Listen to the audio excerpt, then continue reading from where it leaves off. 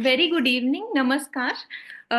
मेरा नाम डॉक्टर प्रियंका मदान है। मैं अमृता हॉस्पिटल फरीदाबाद में चाइल्ड न्यूरोलॉजिस्ट हूँ। आप लोग काफ़ी लोग मुझे जानते होंगे ऑलरेडी। सो ये इवेंट हमने वर्ल्ड ऑटिज्म अवेयरनेस डे के अवसर पर ऑर्गेनाइज किया है आईएपी फरीदाबाद के साथ मिलकर।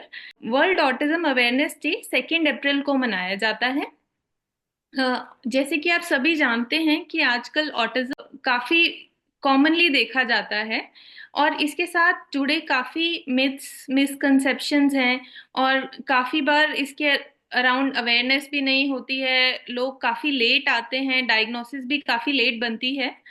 तो इस वेबिनार के थ्रू हम ट्राई करेंगे कि पेरेंट्स के मिसकंसेप्शंस दूर करें और उनके प्रश्नों का उत्तर दे पाएं। हमारे साथ इस वेबिनार में काफी एक्सपर्ट्स जुड़े हैं। पहले मैं आईएपी फरीदाबाद के प्रेसिडेंट डॉक्टर शालिनी, उनसे रिक्वेस्ट करना चाहूंगी कि वो पेरेंट्स से कुछ कहें। Thank you for giving me this opportunity. Basically हमारा आईआईपी के बहुत सारे प्रोग्राम चलते हैं। जैसे आज ऑटिज्म डे है, इसमें हम बोलते हैं आईआईपी के साथ कम्युनिटी के साथ। So we want to bring the awareness in the community कि ये क्या चीज है और इसके रेड फ्लैग्स क्या हैं, जिससे कि पब्लिक जल्दी अवेयर हो सके, पेरेंट्स अवेयर हो सके एंड जल्दी डॉक्टर के पास जाके कंसल्ट कर सकें। दूसरा, हम इसमें हेल्प करेंगे कि अगर हमें पता चल गया है कि अगर हमें ऑटिज्म है, तो फिर हम एक प्रॉपर एप्रोप्रिएट इंटरवेंशन पे जाएं। ना कि हम बोले टाइम से हो गया, बाद में ठीक हो जाएगा, ऐसा नहीं है। ये मिथ्स है, इसको भूल जाना चाहिए। अगर बच्चे को की क्लिनिकल इंटरवेंशन चाहिए, डॉक्टर्स की हेल्प चाहिए इस चीज से बाहर आने के लिए, तो प्लीज इसमें शाई मत फील करिए and please go ahead and consult your doctors immediately so that a child can bring to a better future। और तीसरा, पेरेंट्स का अंडरस्टैंड करना इस बीमारी को बहुत जरूरी है कि it is not a disease, it can become better with good intervention and a child can have a better future. So मैं सब पेरेंट्स को रिक्वेस्ट करूंगी कि प्लीज डॉक्टर के साथ अटैच रहें, प्रॉपर थेरेपीज लें और अपने बेटर फ्यूचर की तरफ जाए, ना कि इसको मिथ और एक डिजीज समझ के छोड़ दिया जाए। Thank you. Now you can continue. Thank you ma'am. अब मैं डॉक्टर करण, जो कि आईएपी फरीदाबाद के सेक्रेटरी हैं, उनको इनवाइट करना चाहूंगी कि पेरेंट्स से कुछ वर्ड्स कहें।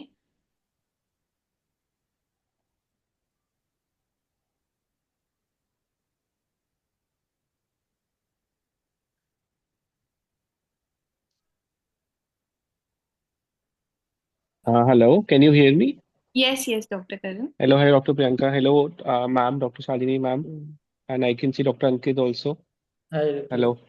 Uh, it is a very good privilege for us to be associated with this ये वाला प्रोग्राम। ऑटिज्म, जैसे कि मैम बता रही थी, बहुत मेजर अपकमिंग बीमारी है जिसके बारे में अवेयरनेस बहुत ज़रूरी है, नॉट जस्ट पेशेंट्स में, पेरेंट्स में, जबकि डॉक्टर्स में भी।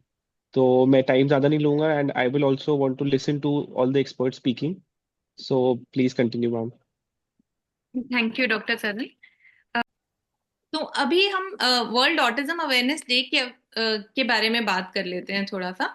वर्ल्ड ऑटिज्म अवेयरनेस डे हर साल 2 अप्रैल को मनाया जाता है। एंड ये 2007 से स्टार्ट किया था यूनाइटेड नेशंस ने। इसका पर्पस है कि अवेयरनेस रेज की जाए ऑटिज्म के बारे में एंड अंडरस्टैंडिंग प्रमोट की जाए दुनिया भर में ऑटिज्म के बारे में।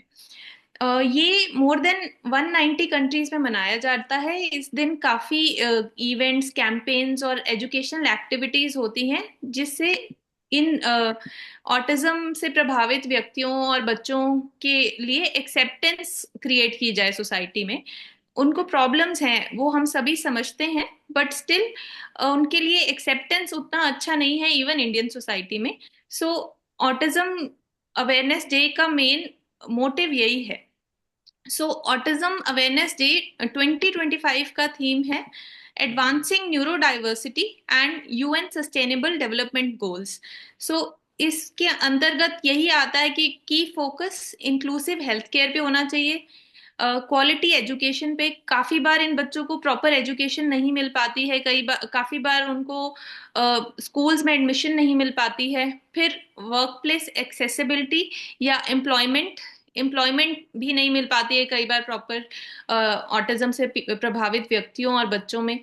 और इनइक्वालिटी को रिड्यूस करना इसका एक इम्पॉर्टेंट मोटिव है। सो हमारे साथ आज एक्सपर्ट्स जुड़े हैं। सो आज के हमारे सेशन के मॉडरेटर हैं डॉक्टर प्रतीक पांडा, जो कि एसोसिएट प्रोफेसर हैं पीडियाट्रिक न्यूरोलॉजी डिवीजन में एम्स ऋषिकेश में। देन हमारे साथ जुड़े हैं डॉक्टर अंकित मीना, जो कि असिस्टेंट प्रोफेसर पीडियाट्रिक्स में एम्स भटिंडा में। और फिर हमारे साथ जुड़ी हैं डॉक्टर तारिशी निमानी, जो कि पीडियाट्रिक न्यूरोलॉजिस्ट हैं नारायणा हेल्थ सिटी बैंगलोर में।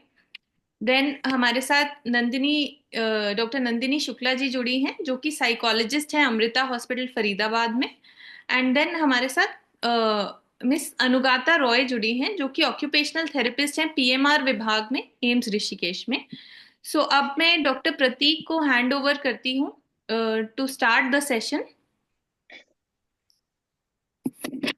प्रियंका मैम, जो भी पैनलिस्ट आज हमारे साथ जुड़े हैं एम्स ऋषिकेश से, एम्स भटिंडा से, फरीदाबाद से, और जो कि पेशेंट्स भी हमारे साथ जुड़े हैं, उन सबको पहले मैं धन्यवाद देना चाहूँगा। सब अपने ऑफिस के समय से और बाकी समय से समय निकाल के हमारे लिए ये ऑनलाइन मीटिंग ज्वाइन किया है।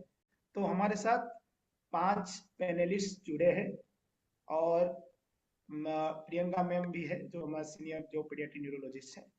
तो इन सबको हम कुछ सवाल पूछेंगे जो कि हर माता पिता ऑटिज्म के बारे में जानना चाहते हैं।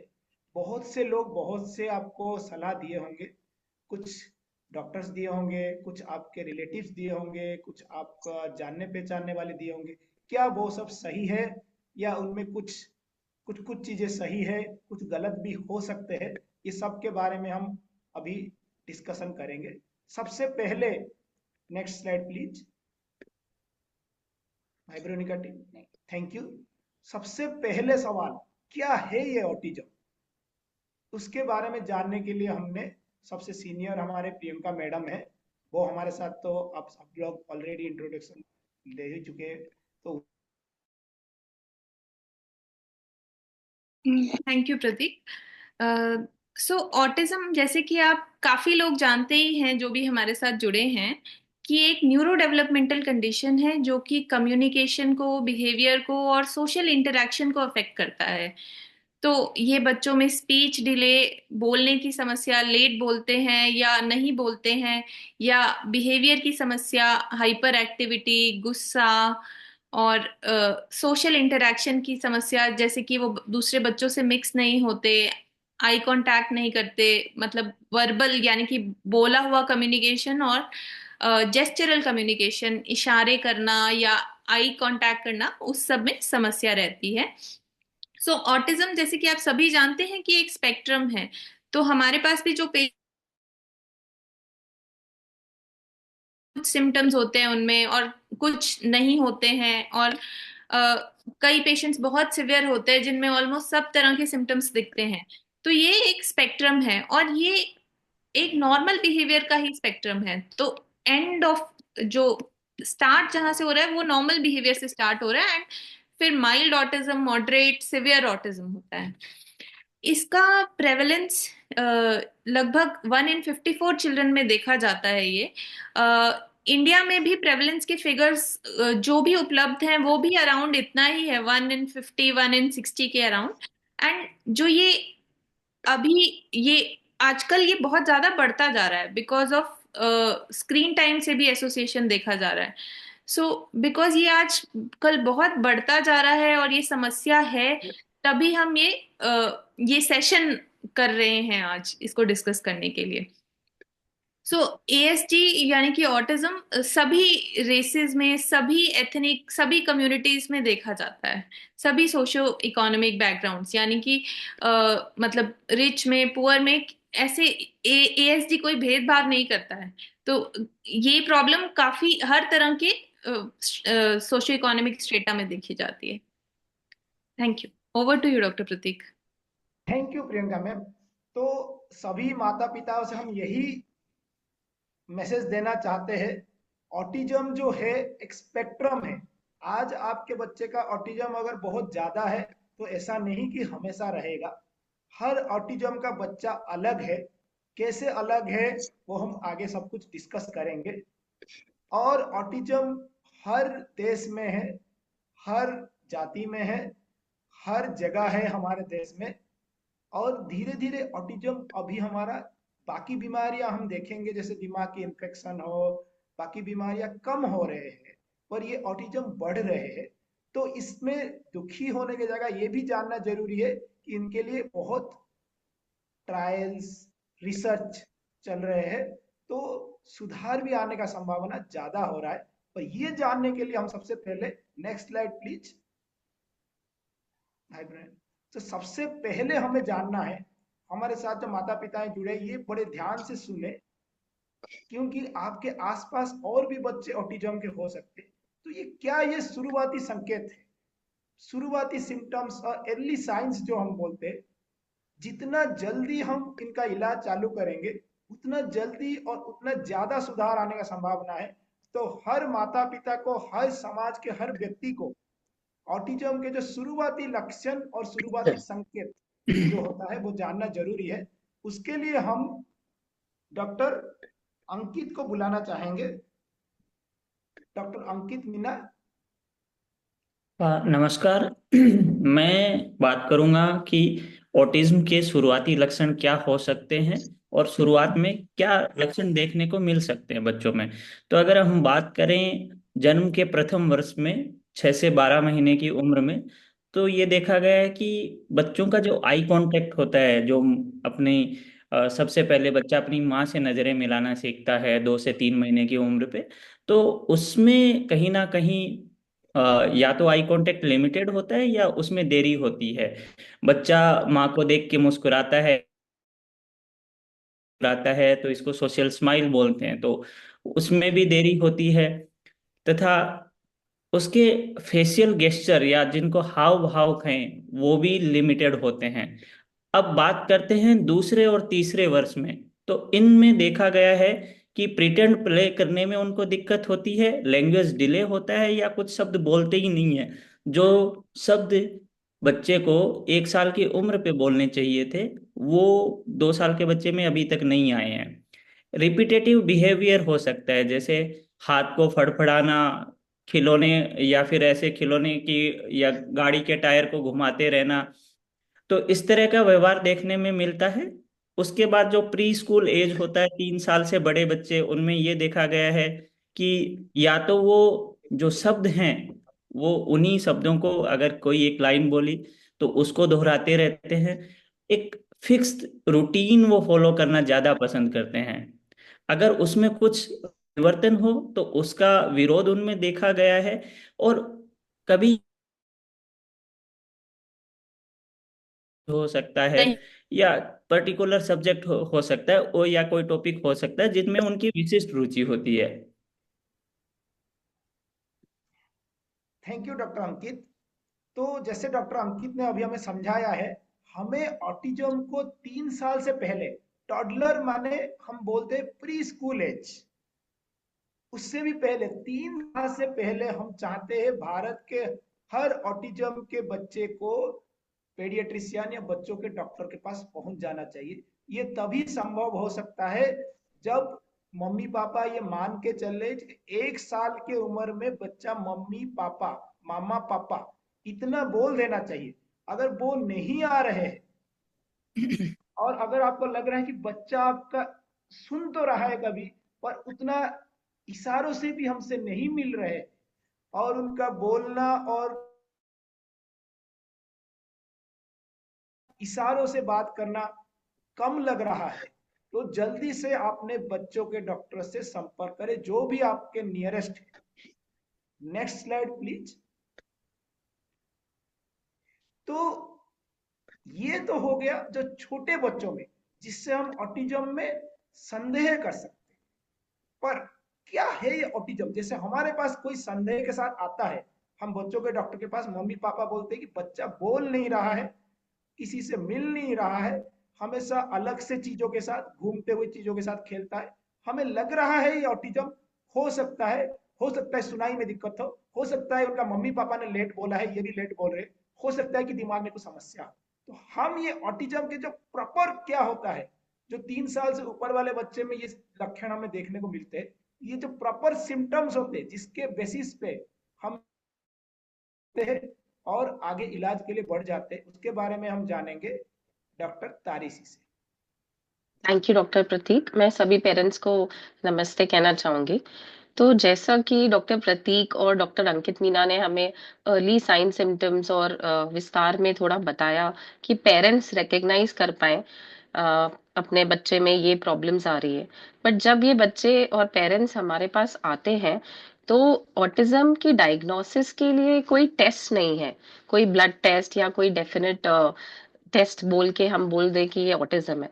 इसके कुछ कोर सिम्टम्स है जिसके बेसिस पे हम डॉक्टर्स, आपके पीडियाट्रिशियंस और पीडियाट्रिक न्यूरोलॉजिस्ट इसकी डायग्नोसिस बनाते हैं। तो इस ये कोर सिम्टम्स, दो सिम्टम्स है। पहला, ये बच्चों में सोशल कम्युनिकेशन और सोशल इंटरेक्शन में डेफिसिट होता है।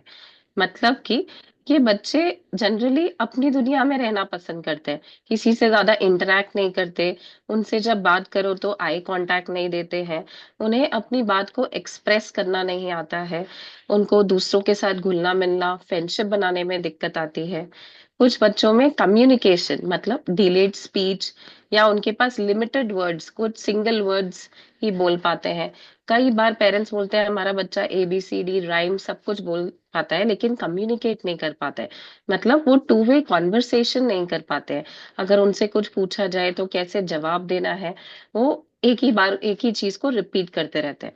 तो पहला सिम्टम, उनका कोर सिम्टम ये होता है। दूसरा बहुत ही इंपॉर्टेंट सिम्टम और बिहेवियर जो इन बच्चों में पाया जाता है वो होता है रिस्ट्रिक्टिव और रेपिटेटिव बिहेवियर। मतलब कि ये बच्चे एक ही चीज को बार बार करना पसंद करते हैं, जैसे कि गोल गोल चीजों के साथ खेलना या कोई पर्टिकुलर एक्टिविटी को बार बार रिपीट करते रहेंगे। उनमें कई रेपिटेटिव मूवमेंट्स भी देखी जाती हैं, जैसे हैंड फ्लैपिंग या जंपिंग। समटाइम्स अपनी आईज को इधर उधर घुमाते हैं। तो ये सब, जिसको हम लोग स्टीरियोटिपीज बोलते हैं। उनके इंटरेस्ट कई बार बहुत लिमिटेड होते हैं, जैसे उनको कुछ खाने में कुछ चीजें बहुत पसंद है तो वही खाएंगे, कुछ नहीं पसंद है तो उसे टच भी नहीं करेंगे।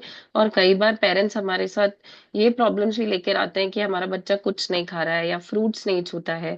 कभी कभी उनको सेंसरी इश्यूज होते हैं, मतलब खाने की स्मेल देख के उन्हें पसंद नहीं है तो वो नहीं खाएंगे, या टेक्सचर पसंद नहीं है तो वो चीजों को टच नहीं करेंगे। और कई बच्चों को साउंड से प्रॉब्लम होती है, जैसे तेज आवाज, कुकर की साउंड वो टॉलरेट नहीं कर पाते हैं और रोना शुरू कर देते हैं। तो उनमें ये रेपिटेटिव और रिस्ट्रिक्टिव बिहेवियर पाया जाता है और इन्हीं दो सिम्टम्स के बेसिस पे हम उनका डायग्नोसिस बनाते हैं। अगेन मैं ये कहना चाहूंगी कि सब बच्चों में इसकी एक स्पेक्ट्रम होता है, कुछ में सारे सिम्टम्स होंगे, कुछ में कुछ सिम्टम्स होंगे, और ये mild to moderate to severity में वेरी करता है। Thank you. Thank you, thank you doctor Tarishi. तो जैसे मैडम ने बताया, जैसे सभी माता पिता अभी समझ गए होंगे, बेसिक प्रॉब्लम जो ऑटिज्म में है, जो उम्र के हिसाब से जैसे बात करना चाहिए, जैसे अपने इमोशंस और इंटरेस्ट शेयर करना चाहिए, जैसे दोस्त बनाना चाहिए, उम्र के हिसाब से वो ठीक उतना नहीं बना पा रहे हैं। ऐसा नहीं कि वो बना नहीं सकते, पर थोड़ा सा आपको लगता है कि अलग सा रह रहे हैं। और उसके साथ जरूरी चीजें है, ये जो जो चीजें बार बार वो किए जा रहे, या कुछ उनका अलग है उनका इंटरेस्ट, इसी को लेके हम डायग्नोसिस बनाते। कोई blood test, MRI, EEG autism का डायग्नोसिस कंफर्म नहीं कर सकता। तो अभी माता पिता के मन में दूसरा सवाल आता है कि ये ऑटिज्म होता क्यों है। वाइब्रोनिका टीम को रिक्वेस्ट करूंगा, please next slide, next slide please. I I think पीछे चले, एक स्लाइड पीछे चले जाए, आई थिंक। हाँ हाँ, नो नो, ये नेक्स्ट इसी के स्लाइड। कंटिन्यूएशन में If I can, I can continue with please that. Go to the next slide, please go to the next slide. तो अभी हम जानना चाहेंगे कि ऑटिज्म वाले बच्चों में क्या इनका जो स्ट्रेंथ होता है, मतलब क्या चीज अच्छे होते हैं। क्या ऑटिज्म वाले बच्चों में सभी चीजें परेशानियां ही है, या कुछ कुछ चीजें वो ऐसे कर सकते हैं जो नॉर्मल आम इंसान के लिए कभी कभी मुश्किल होता है। ये सब के बारे में बताने के लिए हम बुलाना चाहेंगे doctor Priyanka. Doctor Priyanka ma'am, I think, हाँ, प्रियंका मैम ऑलरेडी हमारे साथ है। Over to you Priyanka ma'am. So autism के बच्चों में काफी स्ट्रेंथ्स एंड एबिलिटीज हो सकती हैं। मेमोरी स्ट्रांग होती है काफी बार इन बच्चों की। ये बच्चे काफी बार बहुत टैलेंटेड होते हैं मैथ्स में।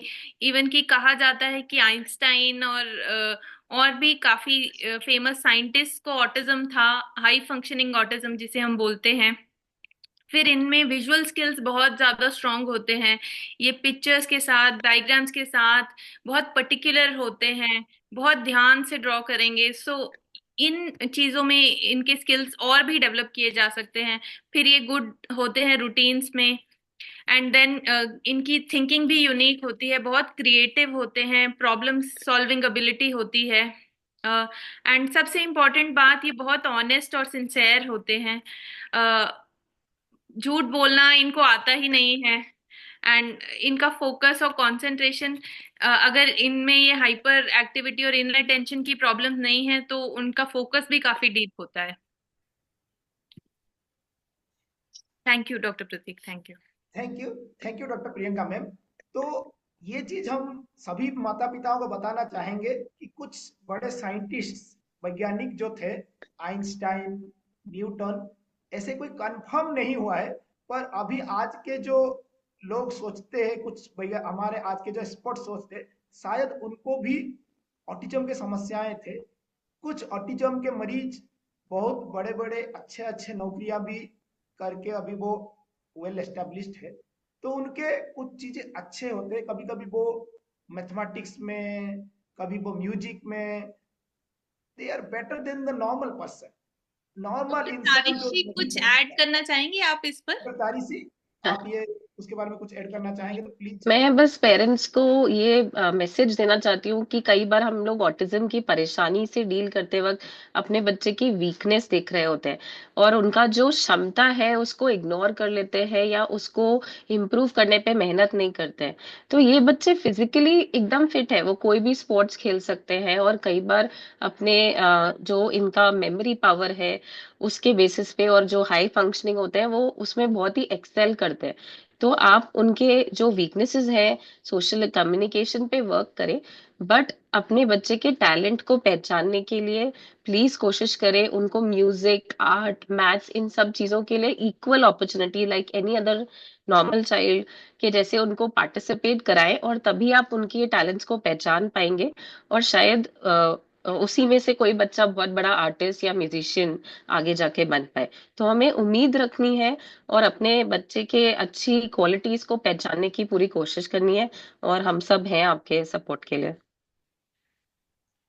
Thank you doctor Tarishi ma'am. तो हम आगे बढ़ेंगे। अब हर माता पिता एक बार तो पक्का डॉक्टर से पूछते कि हमारे बच्चों को ही ऑटिज्म क्यों हुआ। और बहुत से लोग आज भी ये जानना चाहेंगे कि ये आखिर हुआ क्यों। कुछ बच्चों का ऑलरेडी कारण पता लग चुके हैं, पर हम हर मरीज के लिए, हर माता पिता के लिए अगला सवाल के लिए जाएंगे। Next slide please, Vibronica team. उसके बारे में हमें बताएंगे डॉक्टर प्रियंका मैम कि आखिर ऑटिज्म होता क्यों है। सो ऑटिज्म, जैसे कि काफी लोग जानते होंगे कि ये कॉम्प्लेक्स इंटरेक्शन होता है काफी सारे फैक्टर्स का। सो सबसे इम्पोर्टेंट फैक्टर्स होते हैं जेनेटिक फैक्टर्स, ब्रेन की बनावट में प्रॉब्लम या ब्रेन में कोई डैमेज हो जाए। कई बार जिन बच्चों को जो जन्म के बाद रोते नहीं हैं उनको भी ऑटिस्टिक फीचर्स आते हैं, कई बार उनको भी ऑटिज्म स्पेक्ट्रम में वो कंसिडर किए जाते हैं। देन एनवायरनमेंट के इन्फ्लुएंसेस, एनवायरनमेंट मतलब कि पर्यावरण के की कारण जो चीजें होती हैं, जैसे कि अर्ली लाइफ स्क्रीन एक्सपोजर, यानी कि शुरुआती उम्र में स्क्रीन या मोबाइल टीवी किसी भी तरह की स्क्रीन से भी ऑटिज्म को लिंक किया जा रहा है आजकल। सो ऐसी काफी स्टडीज हैं जिसमें ये कॉजल एसोसिएशन भी ये जैसे आ रहा है कि जब हम बच्चों में स्क्रीन इंट्रोड्यूस कर देते हैं less than 2 years, less than 3 year age में, एंड वो काफी ज्यादा स्क्रीन टाइम रहता है उनका, 1-2 घंटे से ज्यादा स्क्रीन टाइम रहता है, तो ये लक्षण, ऑटिज्म के लक्षण उनमें आने लगते हैं। तो इसको वर्चुअल ऑटिज्म भी बोला जाता है। Next slide please.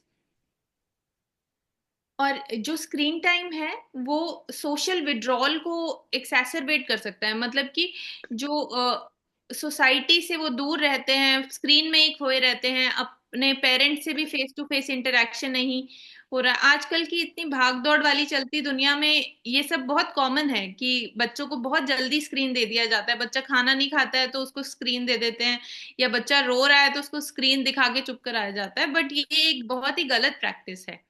इससे कई बार बच्चों में सेंसरी ओवरलोड हो जाता है, वो स्क्रीन में वो जो भी कार्टून्स, हाइपर एक्टिव कार्टून्स आते हैं, उनकी स्पीच में भी वैसा ही एक्सेंट आ जाता है, और इससे स्लीप पे भी इफेक्ट पड़ता है। और इससे हाइपर एक्टिविटी, जो जिनमें भी स्क्रीन टाइम ज्यादा होता है उनमें हाइपर एक्टिविटी होने का भी ज्यादा चांस होता है। एंड उल्टा अगर हम बोलें कि ऑटिज्म के बच्चे जिनको ऑटिज्म ऑलरेडी है और उनमें स्क्रीन दी जाए, वो भी सिम्टम्स को एक्सैसरबेट कर सकता है, बढ़ा सकता है। तो जिनको ऑटिज्म ऑलरेडी है और उनको हम बहुत ज्यादा स्क्रीन से एक्सपोज कर दें तो उससे भी हाइपर एक्टिविटी और ये सिम्टम्स बढ़ सकते हैं। तो स्क्रीन टाइम को मैनेज करना बहुत जरूरी है, इसको लिमिट करना चाहिए।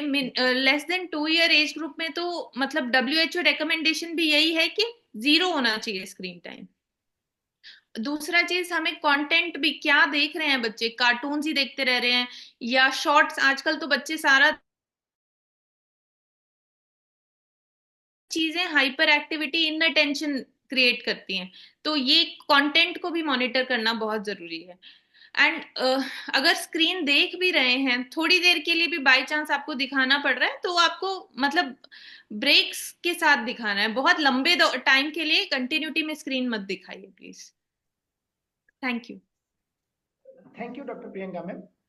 तो मैडम ने सबसे बड़ा चीज, सबसे आजकल जो पेरेंट्स सब सोच रहे हैं कि मोबाइल के वजह से ऑटिज्म होता है, टीवी के वजह से ऑटिज्म होता है, ये जो चीज को एड्रेस किया है कि उनकी वजह से या उनकी वजह से ऑटिज्म हुआ है। ये बहुत ही रेयरली होता है कि माता पिताओं के कुछ अनुवंशिक कारणों की वजह से बच्चे में ऑटिज्म हुआ है। ज्यादातर ऑटिज्म क्यों हुआ है भारत में पता नहीं कर पाते। बहुत सी जांचें उसके लिए उपलब्ध है, पर हाँ डेफिनेटली मोबाइल से टीवी से दूर रखें। पर बहुत सी पर्यावरण के कारण है, और जेनेटिक मतलब ये नहीं समझे कि सिर्फ माता पिताओं की ही गलती है, नहीं, ये वो जेनेटिक की हम यहाँ बात नहीं कर रहे हैं। यहाँ कुछ कुछ ऐसे होते हैं जो कि जब बच्चे बन रहे होते हैं या जब बच्चे जब पेट में होते हैं कुछ कुछ अलग बदलाव हो सकते हैं, पर उसके अलावा और बहुत सी कारण है। तो ये चीज को बड़े ध्यान में रखें। पर नेक्स्ट स्लाइड प्लीज।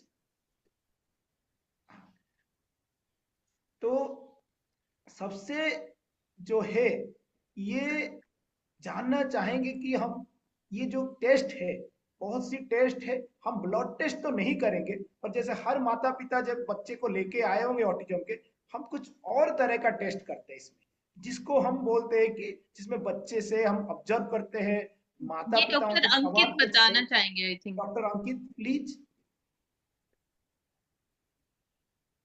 तो अगर हम बात करें कि ऑटिज्म का निदान कैसे होता है, तो इसके लिए निदान करने के लिए ऑटिज्म के जो पेशेंट देखते हैं, या मैं कहूँ कि वो ऑटिज्म के विशेषज्ञ हैं, उनका राय लेना बहुत जरूरी हो जाता है। इसमें जैसे कि मेरे को बुखार हुआ, किसी को बुखार हुआ, ब्लड का टेस्ट भेजा, उसमें डेंगू फीवर आ गया या टाइफाइड फीवर आ गया, मलेरिया आ गया, तो वैसे कोई निश्चित लैब टेस्ट नहीं है। जैसे कि हाँ, मेरे को कुछ सिम्टम्स आए, मैंने ब्लड टेस्ट भेजा, उसमें शुगर आ गया जी, हाँ जी मेरे को शुगर है। तो इतना आसान नहीं है एक टेस्ट से निर्धारित करना कि हाँ, ब्लड टेस्ट से निर्धारित करना कि इसके ऑटिज्म है। तो ऑटिज्म का फिर निर्धारण कैसे करें, कैसे डायग्नोस करें? तो इसके लिए बच्चे की जो एक्टिविटी हैं या माता पिता से कुछ ऐसे प्रश्न पूछे जाते हैं, इन प्रश्नों का समूह है या एक्टिविटी के समूह को बना के कुछ टूल बनाए गए हैं।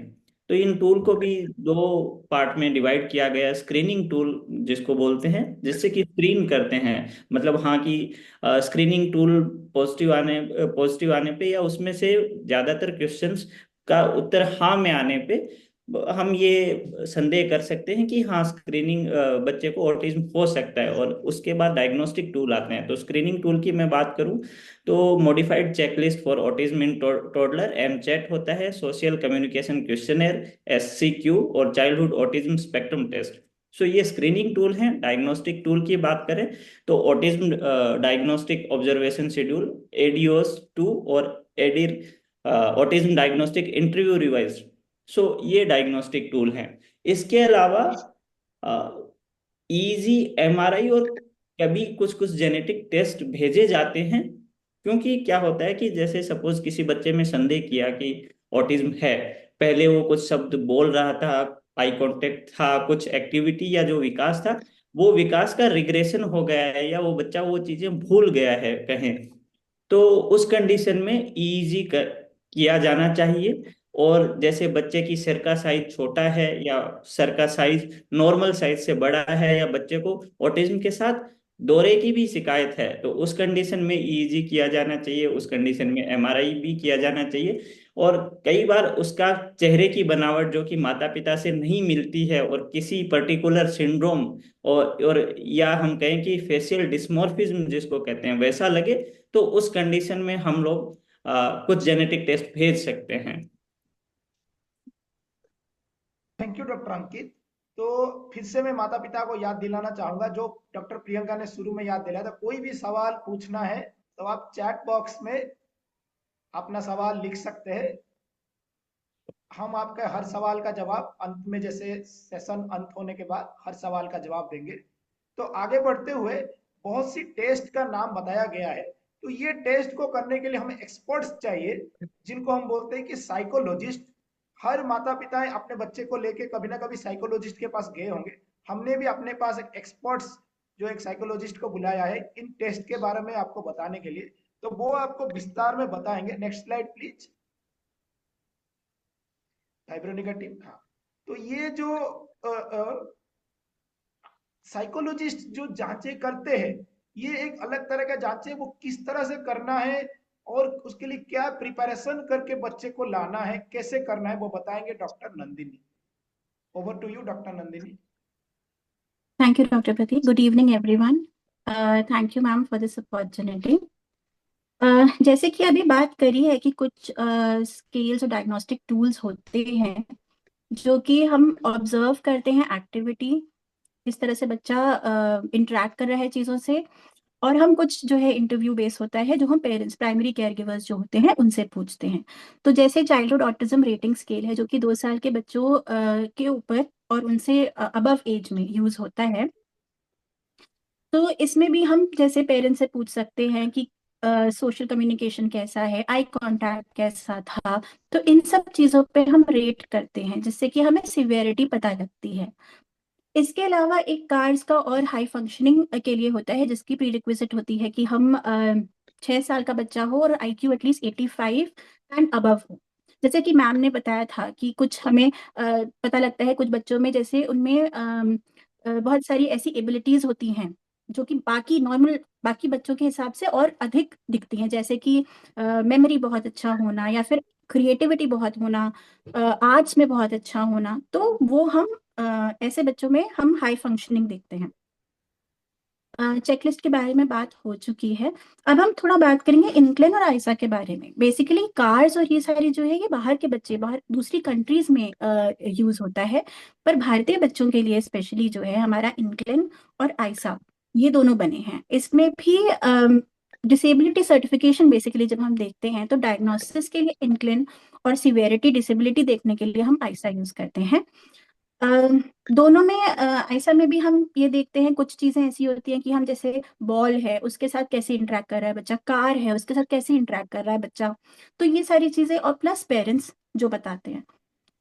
तो इसमें आइडियली 45 to 60 मिनट्स बोलते हैं, लेकिन कोई ऐसा एस्टिमेट हमें बताना थोड़ा मुश्किल हो जाता है, क्योंकि अ, बच्चा उस समय कैसे रिस्पॉन्ड कर रहा है, कितनी रैपो बन पा रही है, किस तरह से एक्ट कर रहा है।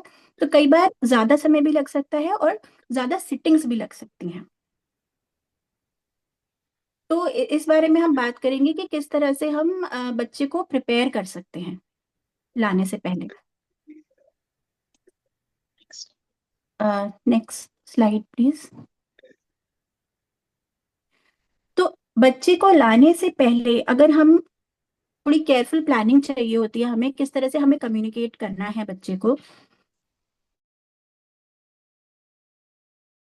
भाषा में उसको समझ में आए कि किस तरह से हमें जाना है, वहां पे क्या होगा। आप अपनी यूनिक एबिलिटीज वहां वहां पे किस तरह से असेसमेंट होगा, क्या क्या चीजें पूछी जा सकती हैं। अ, अगर ये पॉसिबल हो तो पेरेंट्स, ये थोड़ा हम चाहते हैं ऐसा हो कि पेरेंट्स बच्चों को पहले से सेटिंग में थोड़ा सा फेमिलियर कर दें, कि एक दो बार अगर पहले लेके आ सकते हैं ताकि बच्चे को दिखे अच्छा मुझे यहाँ आना है, इनसे मिलना है। तो क्या होगा कि जिस दिन असेसमेंट है उस दिन प्रॉब्लम नहीं होगी। कुछ रिलैक्सेशन टेक्निक्स होती हैं जैसे ब्रीदिंग टेक्निक्स हो गई, वो हम सिखा सकते हैं। कई बार हमने देखा है कि जिन बच्चों में ऑटिज्म होता है उनको किसी एक पर्टिकुलर चीज से थोड़ा कंफर्ट रहता है, जैसे अपने साथ वो लेके सोने जाएंगे या अपने पास हमेशा रखेंगे। इस तरीके की चीजों को हम असेसमेंट वाले दिन ला सकते हैं।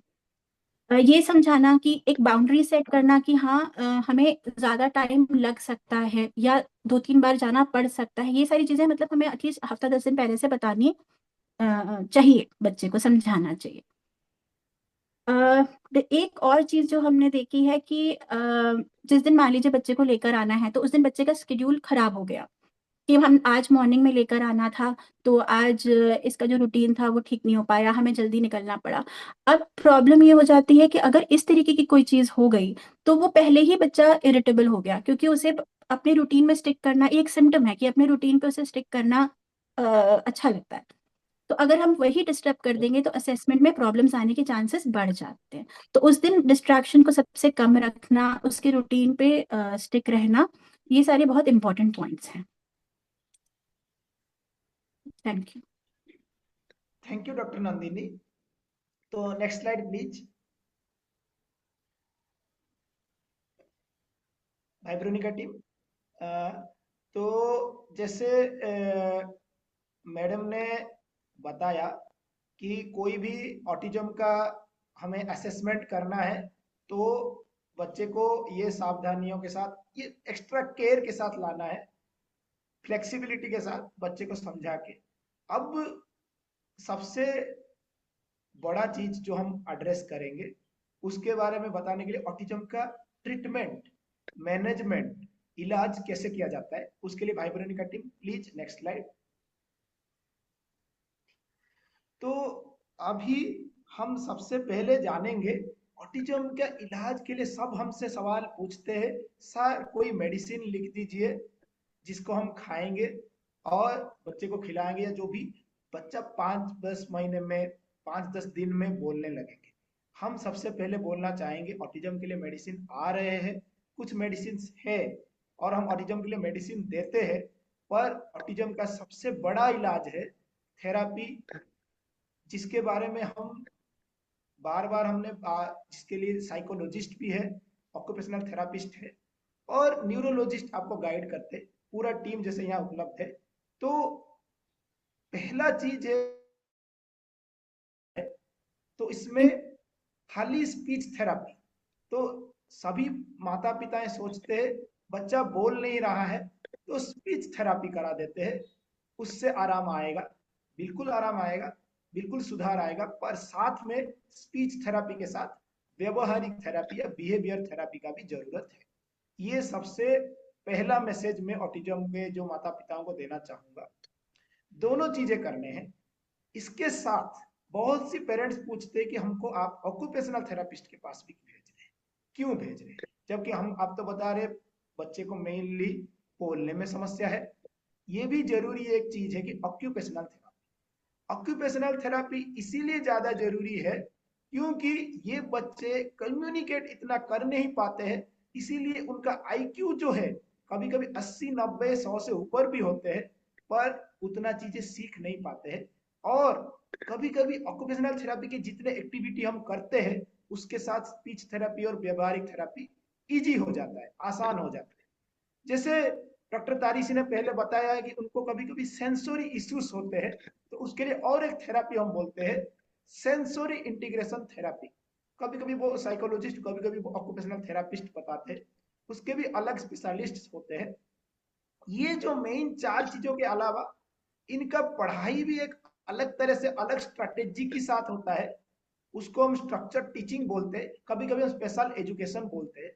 जैसे वो एडोलिसेंट्स मतलब टीनेज में पहुंच जाएंगे या तो स्कूल एज में पहुंच जाएंगे, तो उनके लिए और एक चीज हम एक्स्ट्रा बताते हैं। जैसे इनको पार्टी में जाएंगे, मार्केट में जाएंगे, तो उनका जो स्कूल में बैठेंगे तो एक सोशल एटिक्विटीज होते हैं, एक हमारा जिस चीज के साथ हम सामाजिक परंपराएं और सामाजिक व्यवस्थाओं के साथ मिलके हम लोग बैठते, उसका उनको ट्रेनिंग देना पड़ता है। हम आम इंसानों में जो इनबिल्ट होता है वो सिखाने का तरीका उनको बोलते हैं हम सोशल स्किल ट्रेनिंग।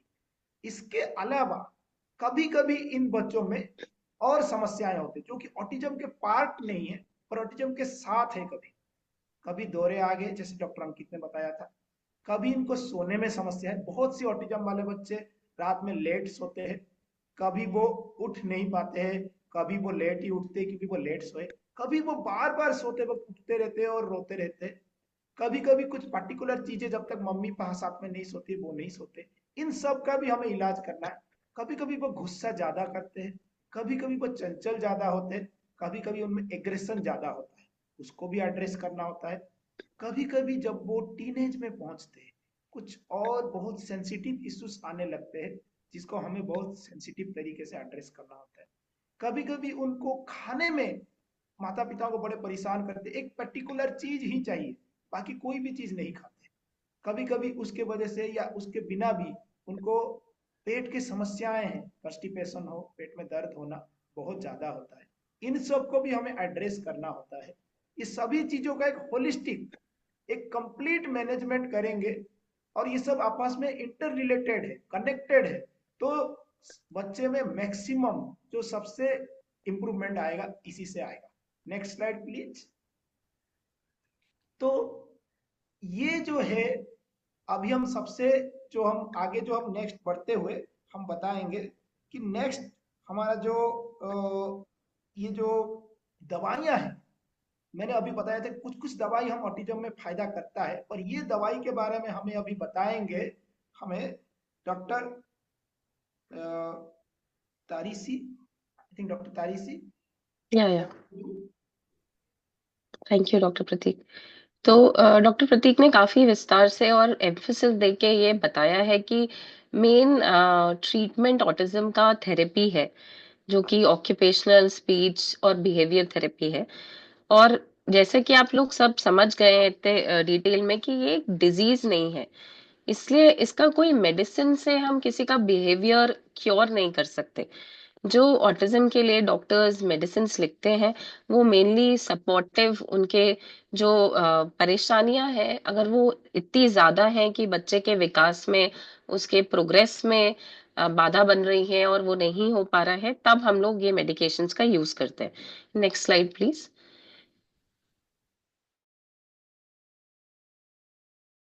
मिर्गी है, झटके आ रहे हैं, तो हम लोग एंटी सीजर मेडिकेशंस यूज करते हैं। वो डिपेंड करता है कि उसको किस टाइप का फिट्स का प्रॉब्लम है।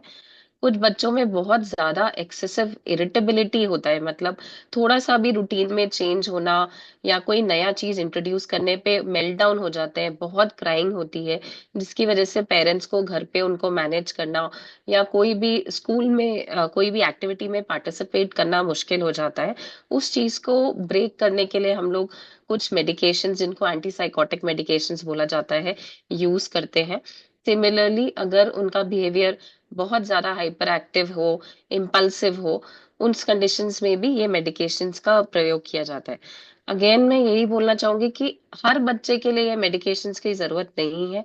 डिपेंड करता है कि उसके बच्चों के फंक्शन में कितनी प्रॉब्लम आ रही है, या सिर्फ अगर हम थेरेपी और बिहेवियर मैनेजमेंट से ये प्रॉब्लम्स को इम्प्रूव कर सकते हैं तो हम लोग उसी पे फोकस करते हैं, उसके बाद ही मेडिकेशंस यूज करते हैं।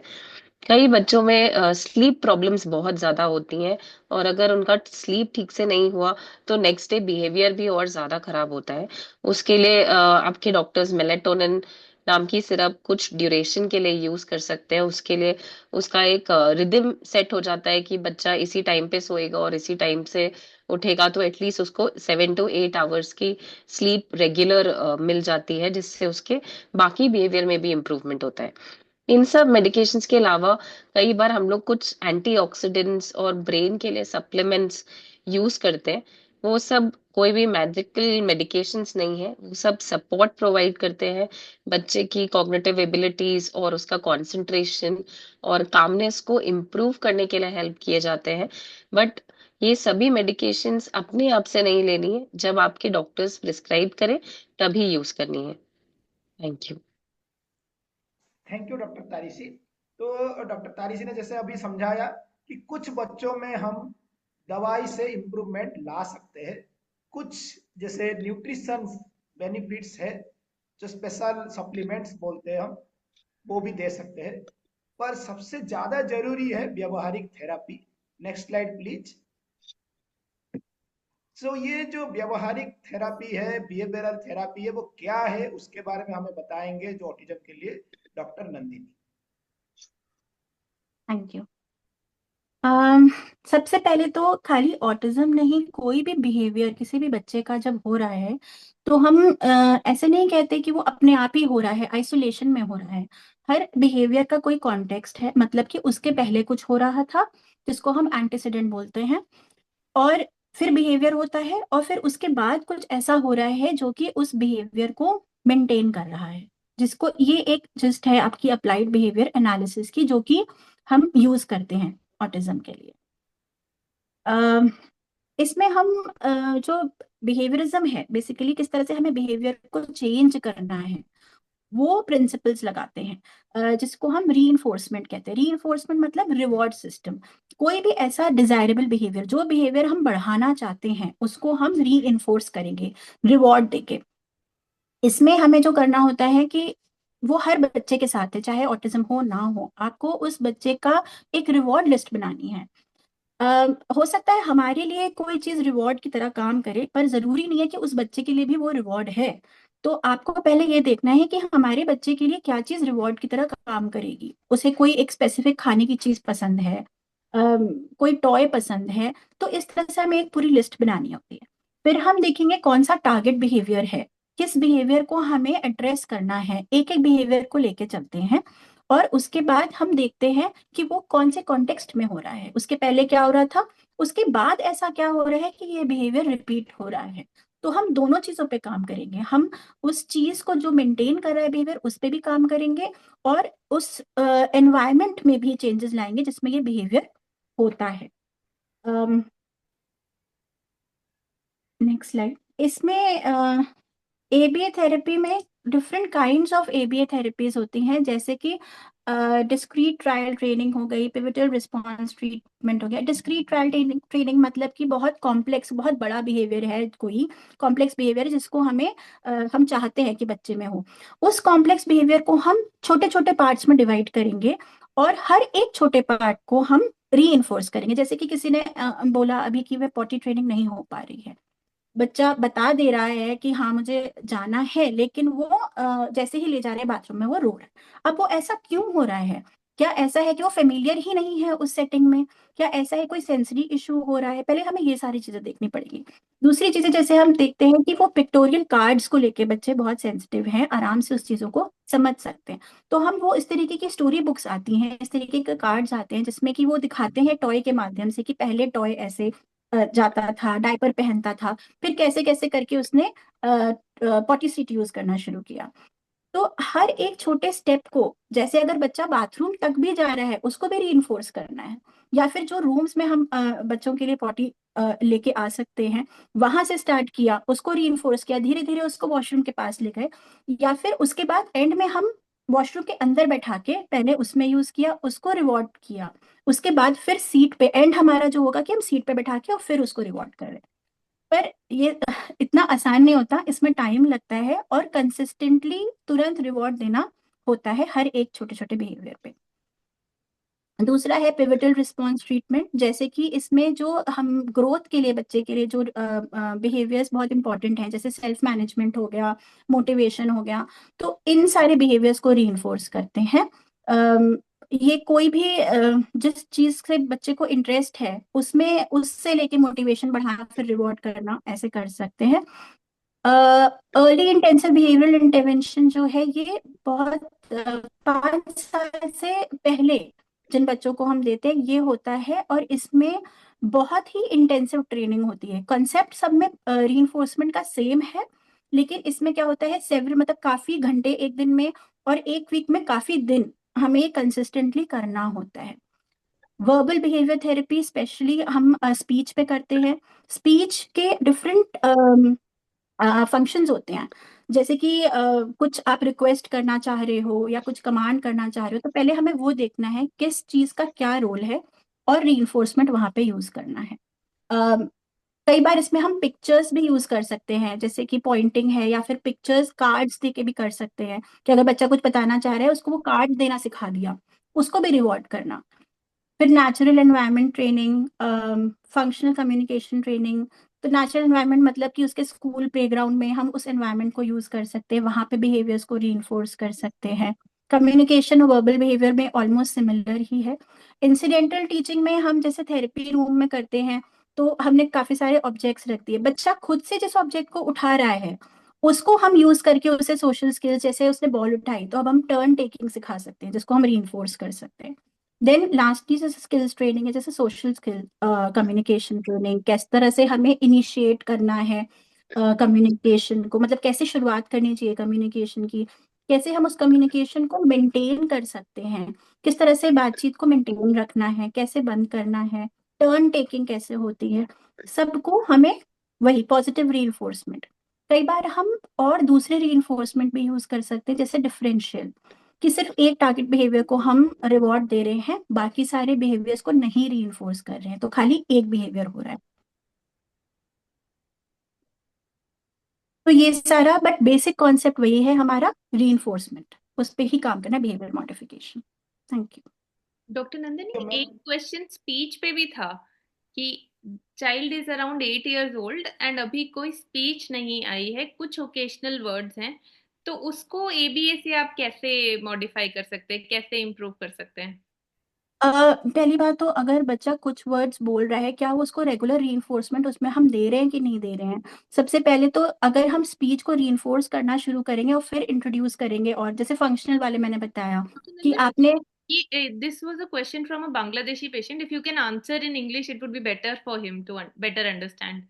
okay, so what I'm saying is that even if the child is he's saying few words, then you have to reinforce those.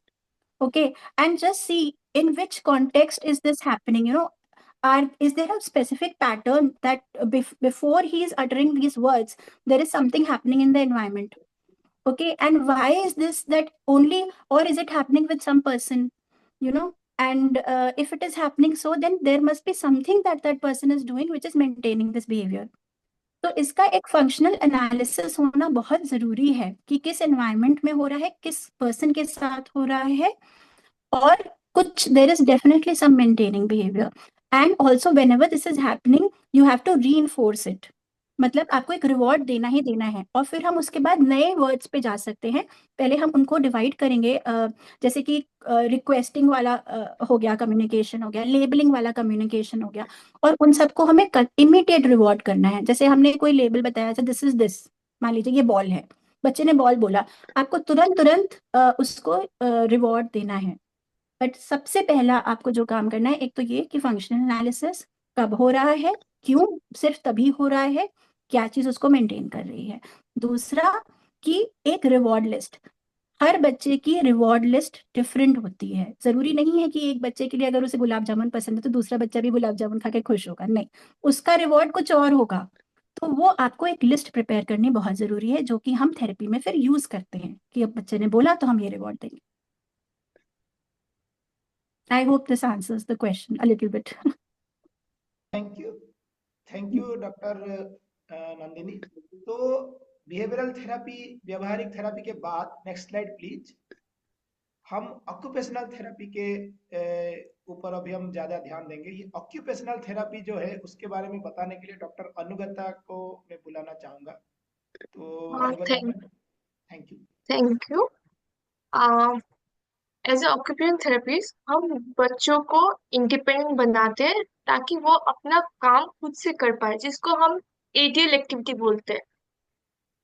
इसकी वजह से हमें देखना पड़ता है कि एडीएल एक्टिविटी में करने के टाइम क्या क्या दिक्कतें आ रही है बच्चों को, उसको हम इवेल्युएट करते हैं।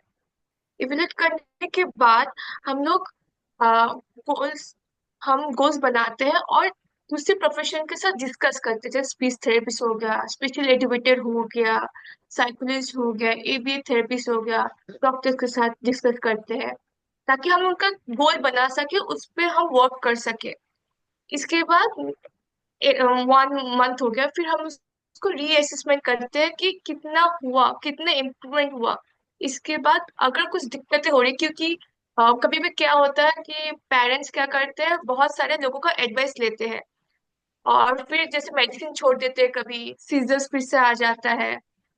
इसके बाद कभी कभी क्या करते हैं, उन लोग थेरेपी बीच में छोड़ देते हैं, फिर पीछे चले जाते हैं। तो ये सब भी एक बैरियर होता है। और इसके बाद हम लोग क्या करते हैं, स्कूल के जो टीचर्स होते हैं उनके साथ डिस्कस करते हैं कि क्या दिक्कतें हो रही है बच्चों को, स्कूल में क्या दिक्कतें हो रही है। फिर उन लोग को ट्रेन करते हैं, स्कूल के टीचर्स को हम लोग, कि कैसे उनके बच्चों को हैंडल करना चाहिए।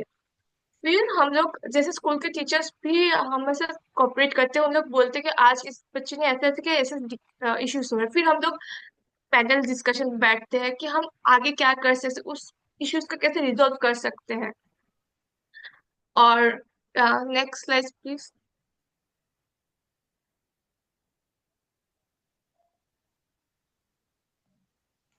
तो